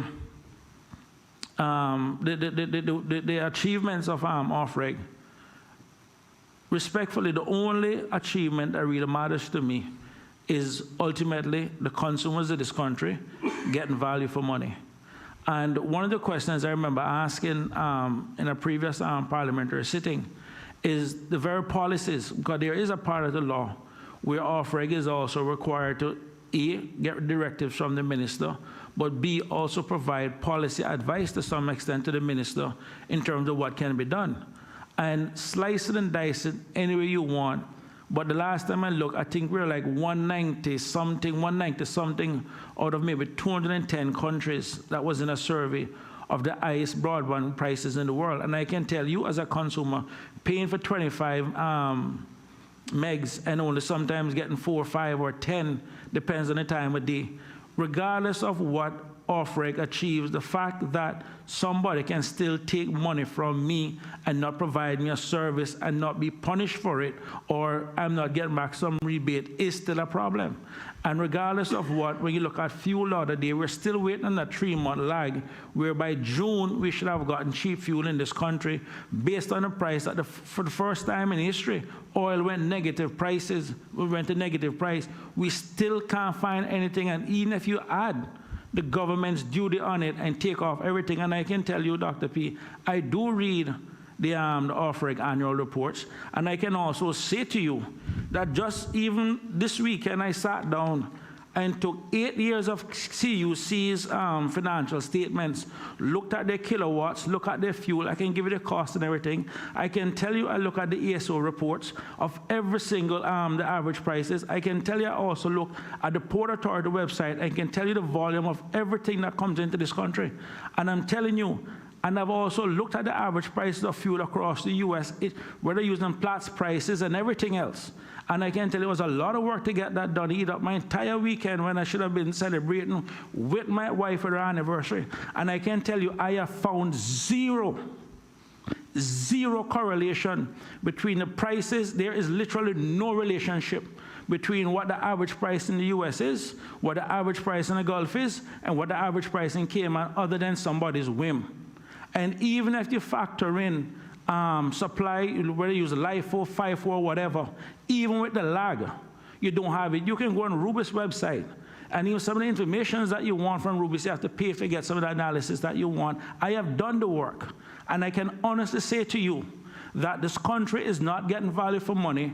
The people are being ripped off, and until prices in this country comes down, people will continue to question the level of regulation that these entities are having. And if it's a situation where there is a fall or a lapse in the legislation or a weakness in what it is that we're doing, then we expect those that we're paying to do it to advise us to say, this is what we need to do. Because the one standard question that I personally have asked every entity that has come before this body, whether as a Public Accounts Committee member or a member of the Legislative Assembly, is what can we do to make this better? And that is really the question I need to understand, is what needs to be done so we can get the fuel prices that we should have gotten in June, when fuel prices were at the lowest in March and April. We can't see it in June, we can't see it in July. And if you even look at what Rubis is saying, and the amount of the fuel that they keep in tanks, we have now passed those up, and we still can't get the cheap fuel. So until the public starts seeing that value for money, it doesn't matter what we say here, it doesn't matter what we do here, it doesn't mean anything. And I'm going to tell you, and this is the reason why we have also decided to bring the players in next week to have for them to also answer these questions, because at the end of the day, you guys, sorry, when I say you guys, I'm referring to Ofreg, can regulate one way, but these guys, and I can tell you, I haven't worked at both cable and wireless, and I haven't worked at Digicel, and I can tell you the mindset that goes into these companies to make sure they get away with what they get away with. And now, those very same people are going to come face to face with me come next week, when I do know the tricks that they actually play, because I was a CFO in the utilities business, so I do understand it. I understand what it is that they do, and I can tell you that what they're getting away with, the government needs to tighten a lot of these loopholes to deal with them. And this is where the problem is, and what I want to expect from Ofreg is those recommendations to deal with them. I can tell you, I have said to other governments, and I don't care to say it and said it out there, even when I was being regulated, I've said to them, here is what you need to do to close this loophole, because we are taking advantage of it. And you know what they have done? Nothing. Mr. Chairman, and I must agree with much of what the former member mentioned, except for all the praise he gave to me. I think there are other people around that can also fill the position I'm not. But thank you very much for your confidence. I'd just like to say on the competition, as you rightly said earlier, for whatever reason, I was the minister that brought liberalization to the telecoms market. And I was also at that time, before I was unceremoniously removed as a member of the House for one term, looking at CUC. The liberalization that was brought to the ICT market brought prices down, but they seem to be having a problem again. It's not very easy to bring in price controls. And that is why we depend on proper competition within the market. Right now we have before Cabinet a paper that was submitted in September 2019 dealing with the proposed anti-competitive practices and the penalty rules. This is one thing that we are waiting on to have approved by Cabinet. And since I'm looking at this, we are looking also on amendments to the dangerous substances regulation submitted just February this year, but nothing yet. When I hear you speak, I share your sentiments because I am questioning the same thing when I have to pay a bill to the water company or CUC. But until, and I made this same statement just after the liberalization of the ICT market, of cable and wireless really, I think it was in 2002 or 2003, until you can get proper competition for CUC, you're going to have very little choice in determining what level of prices they will charge. As a matter of fact, we are now looking at renewables, as you know. But CUC is also looking at renewables. And you can bet that the competition in that market is going to be so severe that other people competing in that market will probably have to fold up. That is the situation you have when you're dealing with a monopoly. Mr. Chairman. I use ICT as an example. Going back to the initial liberalization, having worked at a time during telecoms. And I'm going to use the term, when we look at the interconnect rates that were agreed between, and I'm going to say, because I'm in this house, I can say it and get away with it, cable and wireless and Digicel. The interconnect rate that was agreed back in 2004, 2005. At the time, it was, I think it was 18.5 cents CI, or 22-point-something cents US, is the rate between the mobile interconnect rate. At that time, the cost to terminate a call on the MCI network was around 2 to 3 cents US. So to make an international call was 2 to 3 cents US. But to make a call from a cable and wireless land phone to a digital cell phone was 22.5 cents US. Slice it and dice it any way anybody want. You cannot tell me that to call my neighbor next door that is on a different network, the cost to the company would have been 22.5 cents US, thereabouts. But to call a relative all the way in Florida, New York, or elsewhere, the actual cost would have been 2 to 3 cents US. And depends on what time of day, you could even get it for 1 cent US. This is the kind of short-sightedness where we started out in this regulatory business. I can tell you, I look at the, so that is my first issue on telecoms. So my second issue on telecoms is that unlike CUC where there's a RCAM type rate of return and everything else, which I can be honest, is far more regulated than even the telecoms. We now have telecom companies that have not invested as much as they should in technology, have not invested in the asset that they have, and the return that they're making on assets that are probably either fully depreciated or half depreciated is unbelievable. That would not have been allowed to happen on the on the electricity side, because you basically get a rate of return on the assets that you have. So that is kind of force people to innovate, to force people to become more efficient and everything else. These are the kind of analysis that I can tell you I am sitting back, and as we ask the question of the technocrats, not yourself, of the technocrats, people in that industry, you know, where is it that we're going to move this to? We have a Maya 1 cable, our only connection to the world that is literally past its useful life. And people have no idea that for a financial services industry that needs the internet and needs every single connectivity, to not have another undersea cable at this point in this country is a serious risk to this entire country in terms of our connection to the world.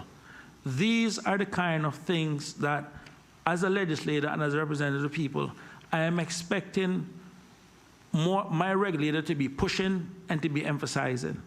These are the kind of things that we're expecting.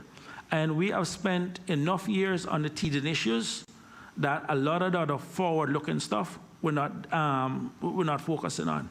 And I think that is really where the public and myself, and as you have indicated yourself, is really becoming frustrated, because we see the advertisements in the States of what people are getting for broadband speeds. We travel to the States, we see what they're paying up there. It is not as if though we don't know, we do know. This is not a time in Cayman where you have to rely on this. The internet allows everyone to see everything. I mean, even something as basic as even Netflix,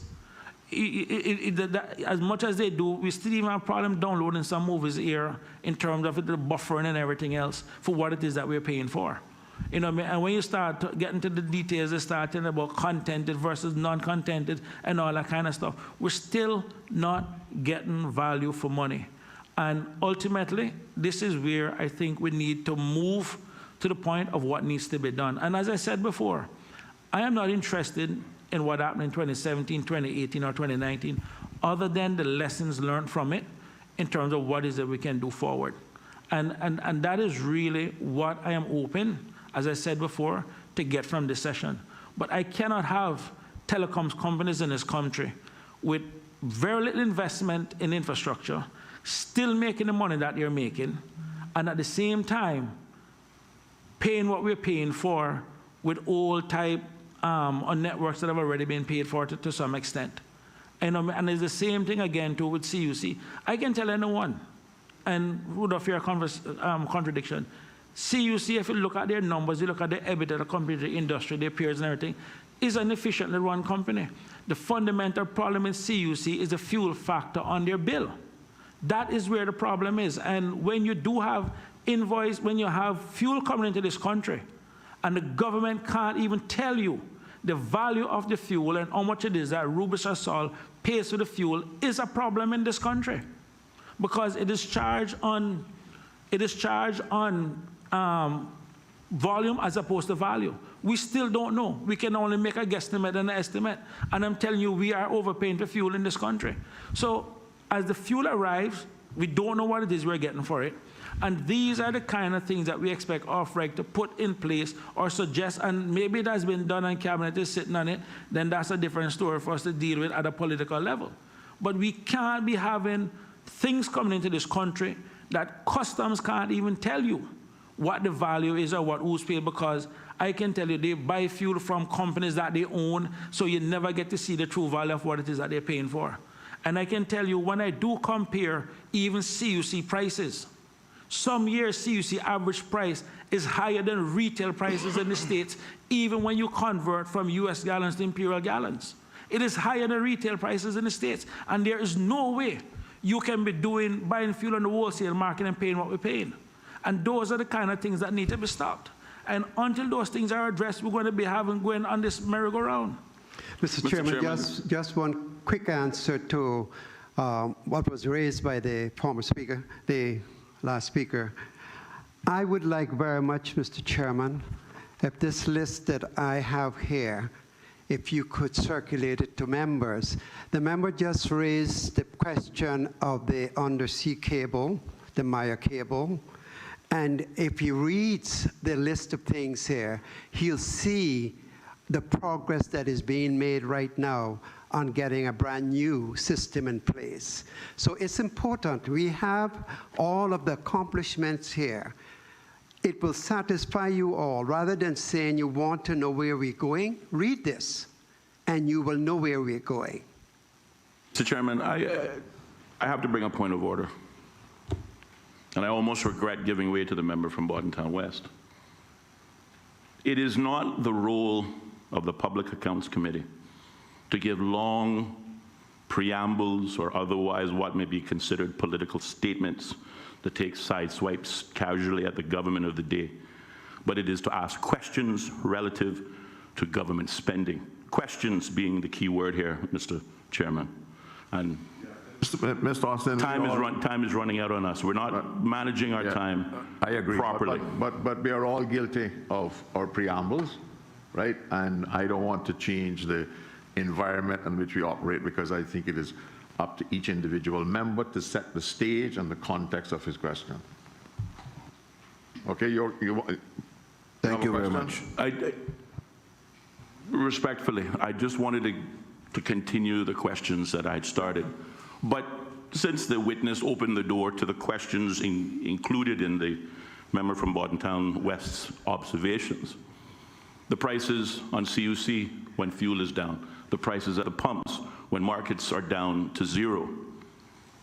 Has there been any independent investigation by the regulator as to the reasons for these prices, which is very much within the remit and role of OFREG? Mr. Chairman, the honorable member there is quite aware of the procedure on OFREG, as he's the counselor with responsibility with OFREG. And he should also be aware of exactly what OFREG is doing. And I can give him this list to help him refresh his memory. Yes, the answer is yes. And the question, if you want more detail, can be asked to the director tomorrow when he's here. Now, I can go on, but I know you're talking about wanting to keep this within the time limit. But I have to answer the questions when they're raised. Mr. Chairman, going back to the question of the board makeup before we change direction, I want to consider the accountability factor along the same lines. What happens if the CEO, who sits as a non-voting member of the board, requires direction of the board? If, for example, the CEO strays from the policy direction of the government, do you believe it is appropriate that the executive directors, who are normally subordinate to the CEO, should be privy to that direction of the CEO by the board? And in the same vein, what happens if the executive directors, as appears to occasionally be the case, where they stray from government policy to pursue their own ambitions, and requires the CEO to express concern over their performance to the board? How can he be expected to do that in a board setting where the same members are present in that same meeting? Because it would appear to me, Mr. Chairman, through you, that this unique arrangement undermines the risk management rule that the board of OFREG is obligated to follow. Mr. Chairman, I believe that the honorable member would have this information because he has a copy of the Utility Regulation Corporation and Competition Law. Section 23(6) states, when considering decision on regulatory issues, including regulatory measures, the board shall have due regard to the advice and recommendations of the executive members. There's no question the executive members have no voting power on the board. But to take them off would mean that you have to look for them when you need to get immediate information. Also, to remove those members from the board would mean that there's only one member of that board that has any regulatory certification left, and that's myself. None of the non-executive members have regulatory certification. But with the executive members there, they have regulatory certification, so they know exactly what should be happening. But there's provision in the law that state what the executive directors should be doing. As regards them undermining the CEO in any way, that is a myth. That does not happen, because if there was an issue of conflict, they would remove themselves under the section of the law that declares conflicts of interest. They are there to present what they're doing, to assist the board in making decisions, but not to question the CEO or not to make a decision on the work of the CEO. The CEO makes his report, and the executive directors provides relevant information for the CEO's report. So there's no conflict there. But to take them off would be reducing the effectiveness of OFREG. Mr. Burney? Through you, Mr. Chair. We need to ask that question to Sam, because he don't establish the board. In the Auditor General's report, it was highlighted that a significant waste of money related to a lease was signed.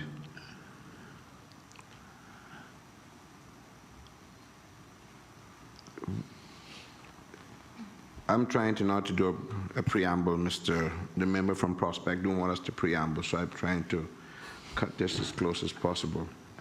In your mind, Mr. Chairman, what was the justification for the decision taken by the board to move offices given the existing lease and office space that was already being used by OFREG? And you are a qualified, a lot of people, Mr. Chairman, through you think that you're just a lawyer, but you're also a qualified CPA, if I remember correctly. I'm a CPA, not a lawyer. Oh, sorry, it's a CPA. Oh, My wife is a lawyer. Okay, sir. But I know I was right on the CPA. You will accept the fact that as a successful businessman and as a CPA, that such a commitment represents a large expense to OFREG, the government, and in turn the people of this country. And when it goes to where it's described as a waste of money, who made the decision? Was it the board? Or who it was? And when the decision was made, did yourself as chairman tell the people who made this decision that something was wrong, or did someone else tell you it was wrong? What happened around that? Because it's definitely something never went right with this. There's a big set of money. To you, Mr. Chairman, it's a very good question. I'm glad it's asked, really, that we can put some light on it. It was an unfortunate situation to start with.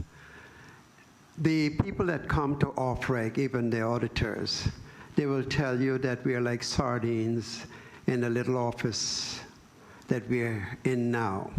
So we were trying to find better accommodations. As a matter of fact, it started even from the early days when the former CEO was in office. And what we did on the board was select a committee to look into that, excluding the chair. I told them I didn't feel it was proper for me to also be on that. But I take responsibility for the action that was taken, because the former CEO is not able to answer for himself.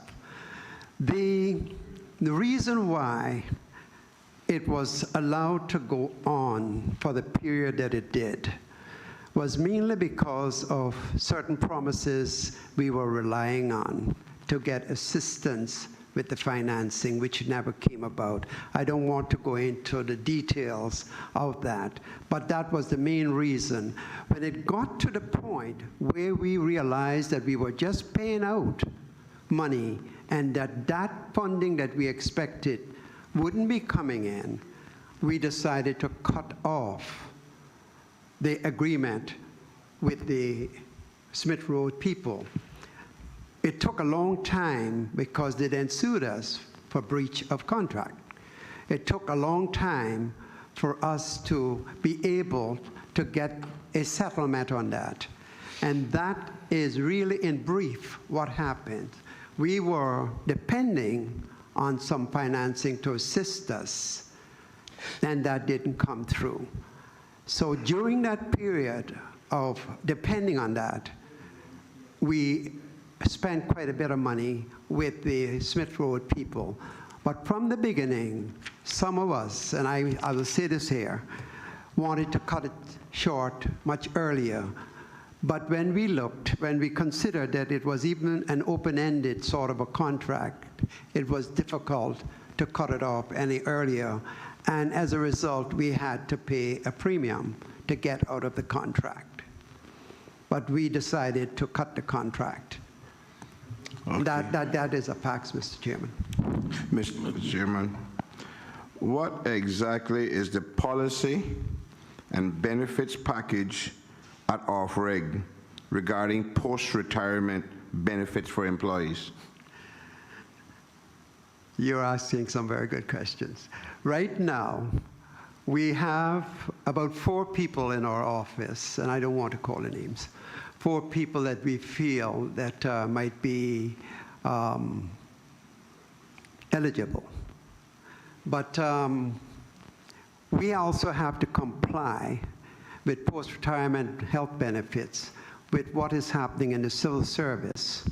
So in order for somebody, say, coming from the civil service to OFREG or other statutory authority to be able to justify being paid that amount, to qualify for it, they have to spend at least 10 years.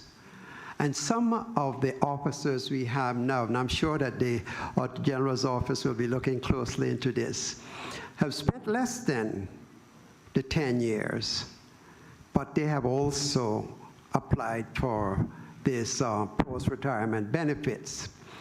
Now, we are in the present stage of seeking a legal opinion from the Attorney General's office on this to determine exactly who would be, and I think we have received that. And we are now in discussions as to who amongst the 4 should, if any of them, receive this post-retirement health benefits. So that is where we are now with that. But the matter got to the point where we had to seek legal opinion advice from the Attorney General's office. Mr. Chairman, through you, is this policy consistent across the board for everyone? Or are there people who have different programs, or an individual who may have a different retirement plan?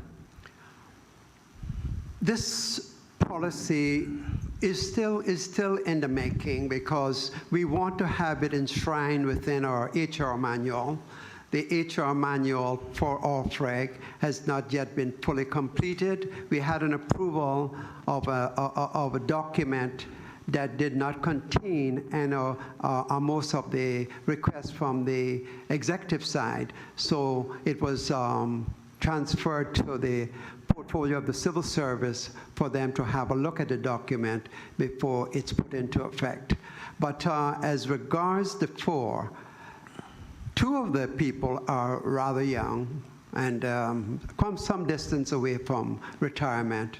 One is nearing retirement, and the other is will soon be nearing retirement. So I don't want to mention the names of the individuals. Through you, Mr. Chairman, I didn't expect any names, sir. But are any of the 2 older individuals have a lifetime package or something that is out there in rumors? I want to squash this, that they have a special, different from everybody else. Is there anything such a thing? Well, I'm not aware of any special deals for anybody. This is the reason we sought the legal opinion of the Attorney General. So nobody has any special deals with OFREG on that. Mr. Chairman, just in follow-up to the witness's response to, his defense of the executive directors remaining as non-voting members of the board. I would simply put to the member, through you, Mr. Chairman, that certainly should the board of directors require the expertise of the executive directors, surely they could put in place a framework upon which they could gain that expertise without having the executive directors sit as members of the board of directors. And to his comment, we are like sardines working in a little office. Under that provision, it should not be difficult to find the executive directors when the board needs that technical guidance. If I can move on, Mr. Chairman, to the question. The Office of the Auditor General report states that during the first 5 months of operation, the board of directors had only 2 members, namely the chairman and the CEO. It was also noted the absence of succession planning for the CEO post, which, for the record, has earlier been dealt with, and certainly the record will state that the chairman of the board was in fact in possession of that succession planning, which of course the Office of the Auditor General concluded resulted in inconsistent leadership. My question, during the interim, when the substantive CEO role remained vacant, all 3 of the current executive directors served at one time or the other as interim CEO.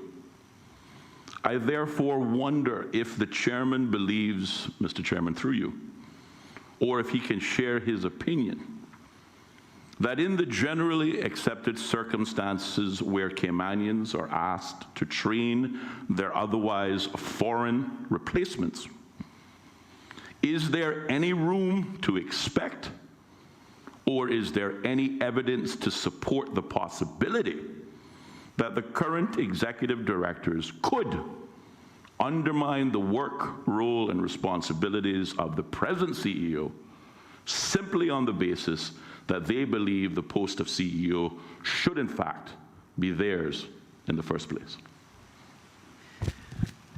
I'm getting some ticklish questions, Mr. Chairman, and the member has really touched on one of them. I'll just say this, that the post of CEO was applied for by each one of the executive officers.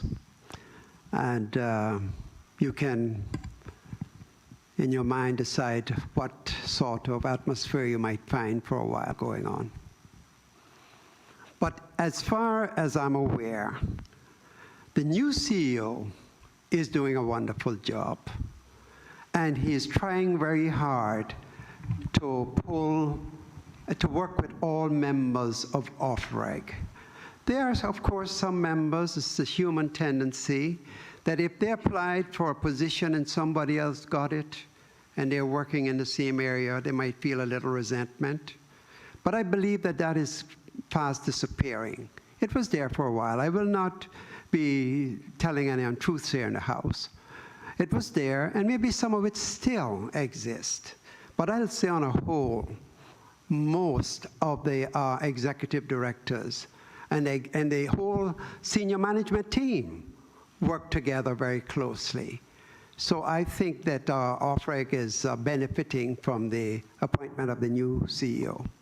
Thank you to the witness, through you, Mr. Chairman. My final question, certainly picking up where the member from Boddentown West alluded that past performance is no guarantee for future results. I certainly agree with that, particularly in the context of the current chairman, who I believe, and he still maintains my confidence, that he is certainly well placed to correct the existing gaps that obtain. But certainly, the old adage of past performance is no guarantee of future results is intended as a warning that certainly if we discount the past, then we are destined to repeat it. The Office of the Auditor General's report states, page after page, that the operational model of OFREG isn't perfect, but it is improving.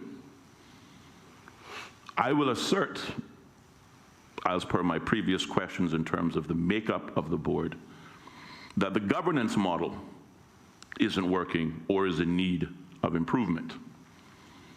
The Office of the Auditor General report identified that there is no risk management process, there is no performance management measures, and there appears, though in the past, to be little regard to adopt the expected value for money protocols to achieve one of OFREG's primary functions, which is protecting the consumers of this country.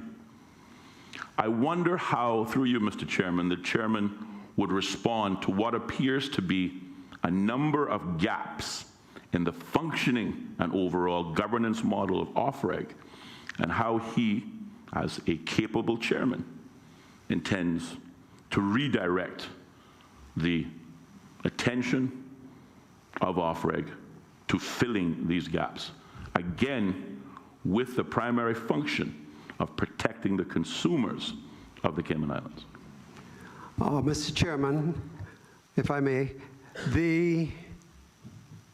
I like the quote that the honorable member mentioned, past performance is no guarantee of future progress, something to that effect.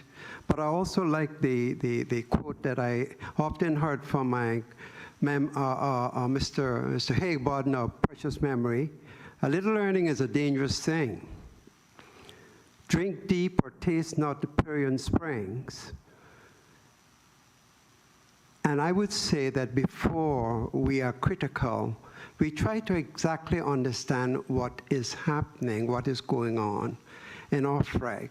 I know it's not easy because it's a very technical authority, but I would say before we ask questions, too many of them, speculation and make speculations, take the time to read the accomplishments of OFREG over the past 3 years.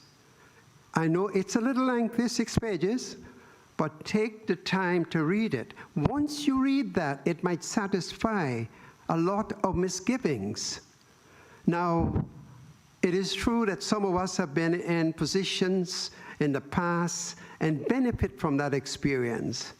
But it is also true that in technology, one has to keep up to date because it can become redundant within 6 to 8 to 9 months. And I'm glad you're not asking me today again about 5G, but that would be one of the areas.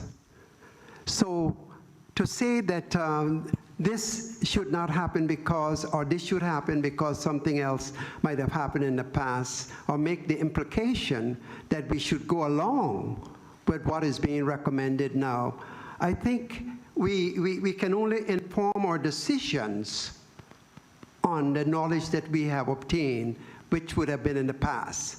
And that's how you informed your future decisions. So you need this knowledge. I hope I answered that, Mr. Chair. Mr. Chairman, through you to Mr. Pearson. Paragraph 33 of the auditor's report states that in August 2018, the Cabinet directed OFREG to adopt a number of CIG policies and procedures, including official travel policy, anti-fraud policy, policy on offering or receiving hospitality, entertainment, or gifts, procurement code of conduct, and procedural guidelines for Crown estate matters. With the exception of the procurement manual and gifts policy that were already in place, OFREG did not adopt the policies at that time. It is noted that these policies and procedures have only recently been approved by the board. My question is, can the chairman state the reasons for not adopting the CIG policies and procedures as directed by Cabinet in August 2018, almost 2 years later? Let me say, Mr. Chairman, in answering that question, another good question. We have worked very closely with the Cabinet Cabinet has helped us with our legacy problems. They have helped us with putting policies in place. So I would not want to give the impression that we have not received a lot of support from the Cabinet. But the truth is, as I said earlier, it takes time to get these things done. One has to work within a government institution to find out how difficult it is to get some officers to complete their task. And if you want a more trying job, try to fire one of them. You know, so we have been working on things for a while. It's true that government has held up certain things, but I'm sure they have a reason. I can't accept what I've heard, that perhaps the matter fell through the cracks, so I try to put that in the back of my mind. I hope that is not true, but I know that especially now, with the COVID problem that we have, the government has to be given a lot of kudos for what they have been doing. So we are working very closely with government, but we are talking freely here today, and you're asking me questions about delay in getting certain things done.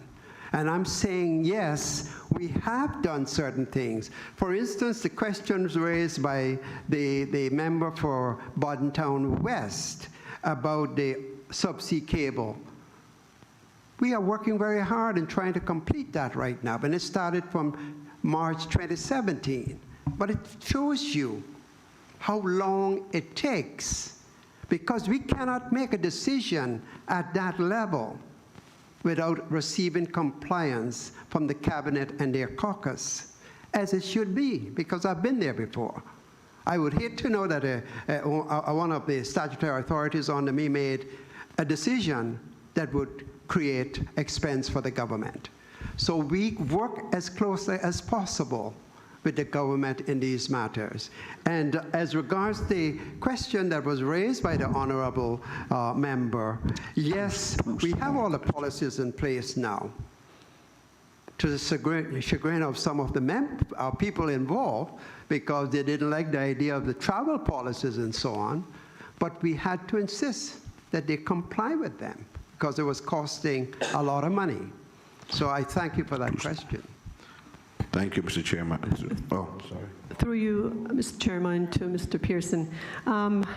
Basically, what I was trying to determine was, even though Cabinet had adopted or instructed you all to adopt these policies, they were only approved recently by the board. So that's another question, is why has it taken the board so long to approve these policies? No, what the government, I should have clarified that.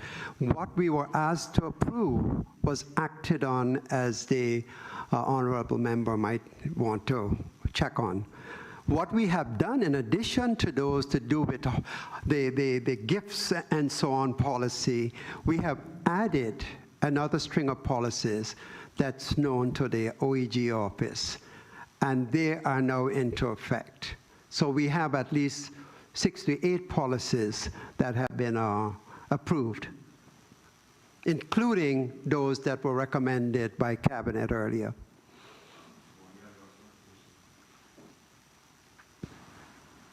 Just going back one little bit, Mr. Chairman, through you.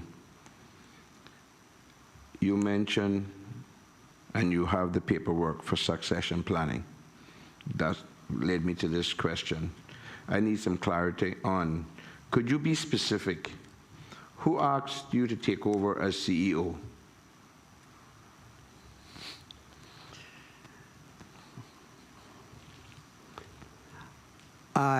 Mr. Chairman, with your understanding, I'm not in a position to give that information directly now. Thank you, Mr. Chair. I appreciate it. But I will say this much. Thank you. It was at a Cabinet level. Mr. Chairman? Barrows, back you have that. Mr. Boston?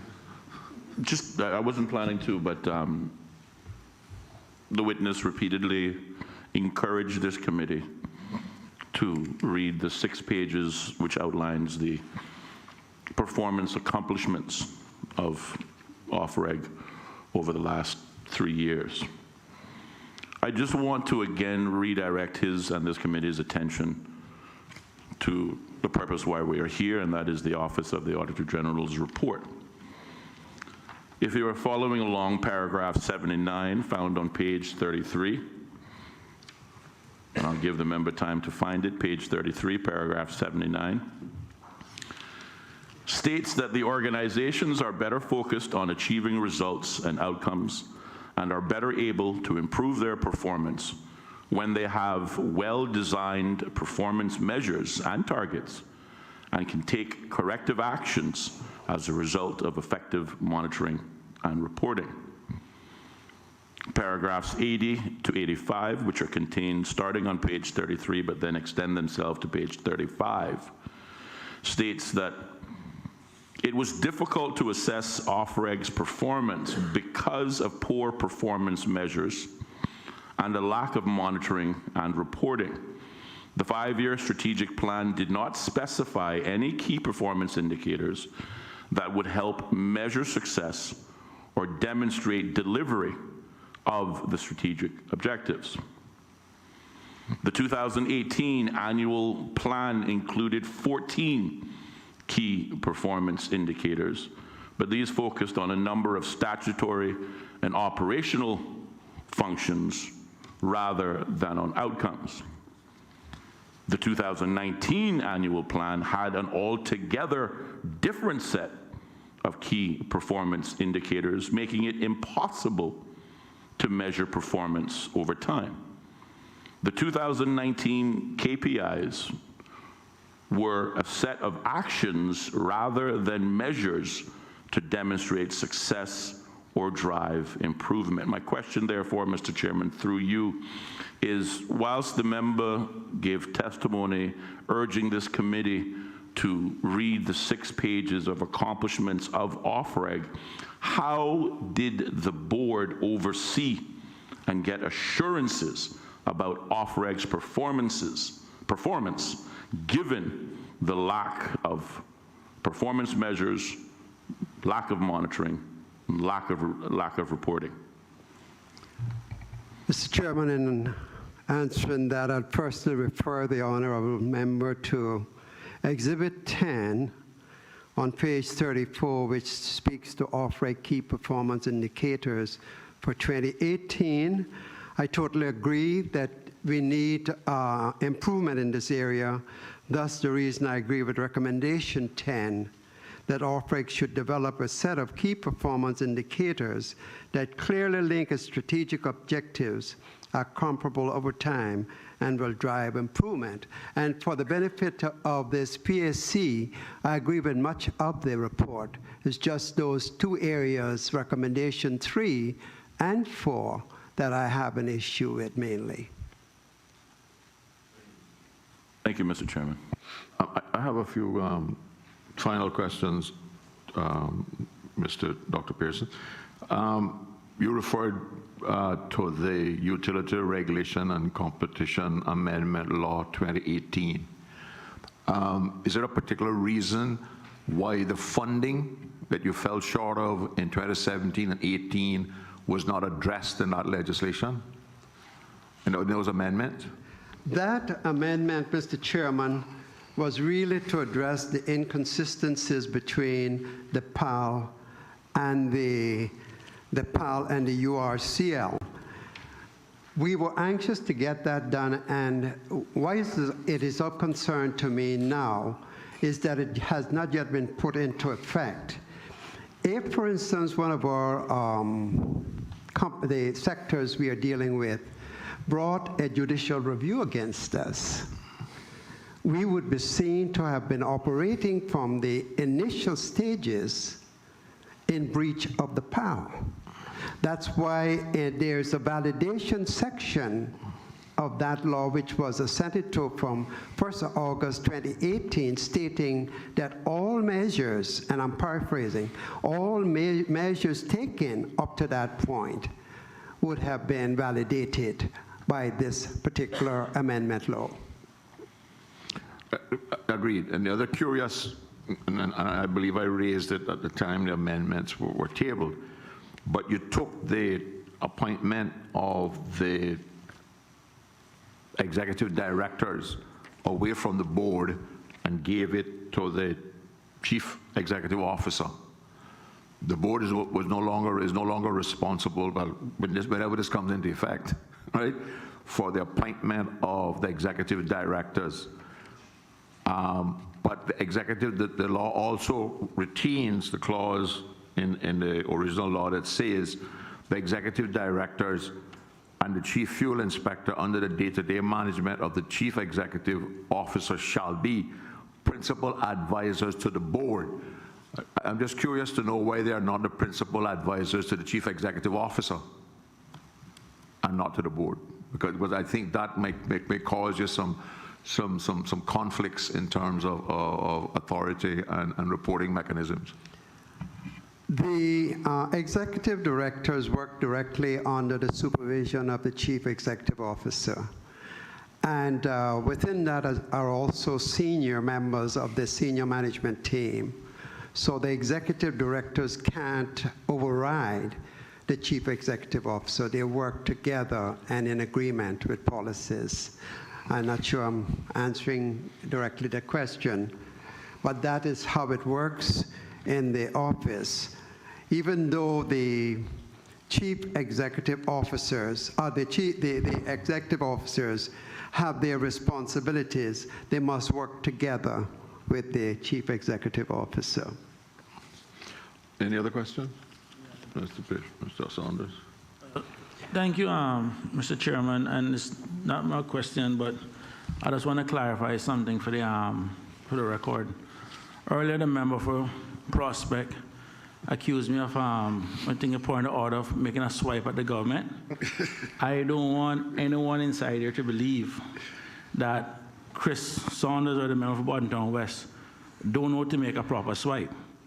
Because if I wanted to make a proper swipe, I could have also asked that, just like the member for Georgetown West declared his conflict of interest, that the member for Prospect was served as temporary minister with this very same responsibility on the off-reg, that even just earlier this year, he was touring the off-reg office with the governor when he was acting minister, would have also declared his conflict as a temporary minister that would have also dealt with some of these governance issues that he has been raising here today. So if I wanted to make a swipe, that's what I would have swiped with. So I don't want anyone to think that I'm getting soft or I don't know to make a swipe. So just set that for the record for me, please, so you can point to order that, Mr. Chairman. Thank you. Mr. Chairman, I believe I have to respond to the member from Bordentown West remarks. Whilst it was stated at our last Public Accounts Committee hearing why the government members of the Public Accounts Committee, councillors who occasionally sit and hear witness testimony from those persons that fall within the ministries in which we share responsibility for. I simply would remind the member from Bordentown West that in my capacity today and in the questions in which I am directing to the witness, I am not the interim temporary minister with shared responsibility. In this instance, not even for a ministry, but largely for the responsibilities that are obligated or directed specifically to the Premier himself.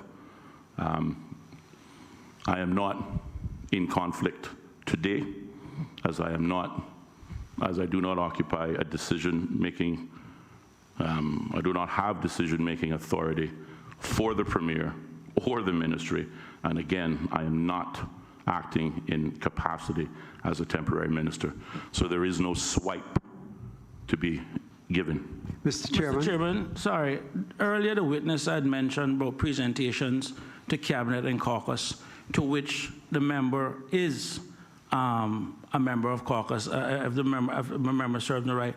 And it is noted in the media. As a matter of fact, at one time during off-regs, I think we had some board issues, it was also reported in the media that the very same member for Prospect was also the acting minister at the time during those governance issues that was going on at off-reg. So unless there's a situation where you're just becoming a temporary minister, which I'm assuming that you paid an acting allowance for, then Erskine May also speaks about people who have a pecuniary interest in these things also recusing themselves. So I just wanted to just put that out there for the record to maintain the integrity of this committee, that at least it is actually noted, and I have noted, I've stated my objections for the record, which I think as a member of this committee I'm entitled to do. Mr. Chairman, if I could comment on the point you raised regarding the 2018 law, is that it's all ready to be acted on, and I'm going to request the councillors if they could intervene and have a word with the ministers and ask them to do it, because it is a serious situation. If, for instance, Flo or one of them brought a judicial review against us, they could charge us for breach, that we were not acting in accordance. And that is one of the reasons why at the end of the law, the framers, you guys, quite rightly put there the validation of acts, which reads, any acts, decisions, or proceedings of the board that were carried out prior to the commencement of this law shall not be invalid by reason only of those acts, decision, or proceedings being inconsistent with the public authorities law. So that is why we're anxious to have this approved. And further, Mr. Chairman, if I was sitting in your chair, I would question the validity of the point of order, but that's left to you, sir. Hold on, Mr. Chairman, sorry. No. I just want to clarify something here that the witness just said, is that when the witness is asking the councillors to make whatever representation, I just want to object that there are no councillors that are sitting on this Public Accounts Committee member. There's no councillors anywhere in the Constitution. It's not an established position, and we don't want any influence of this committee taking anything back to the executive. I agree with that is not the purpose of this committee. So I have to respectfully ask the witness that the committee can accept that, or he shouldn't be saying that. Thank you. Or to make the same intervention. Any other questions? Okay. We've gone a long time, and I had a few, but I guess I have other people come in that I can ask those for, so I'll reserve to them. Just want to take the opportunity, Dr. Pearson, to thank you for your time, and I say to say it was a lively discussion is appropriate. Thank you very much for coming. Thank you, Mr. Chairman, and I hope that I'm still going to be getting lunch here today. Absolutely. Yep. Is adjourned until 1:30, suspended until 1:30 p.m.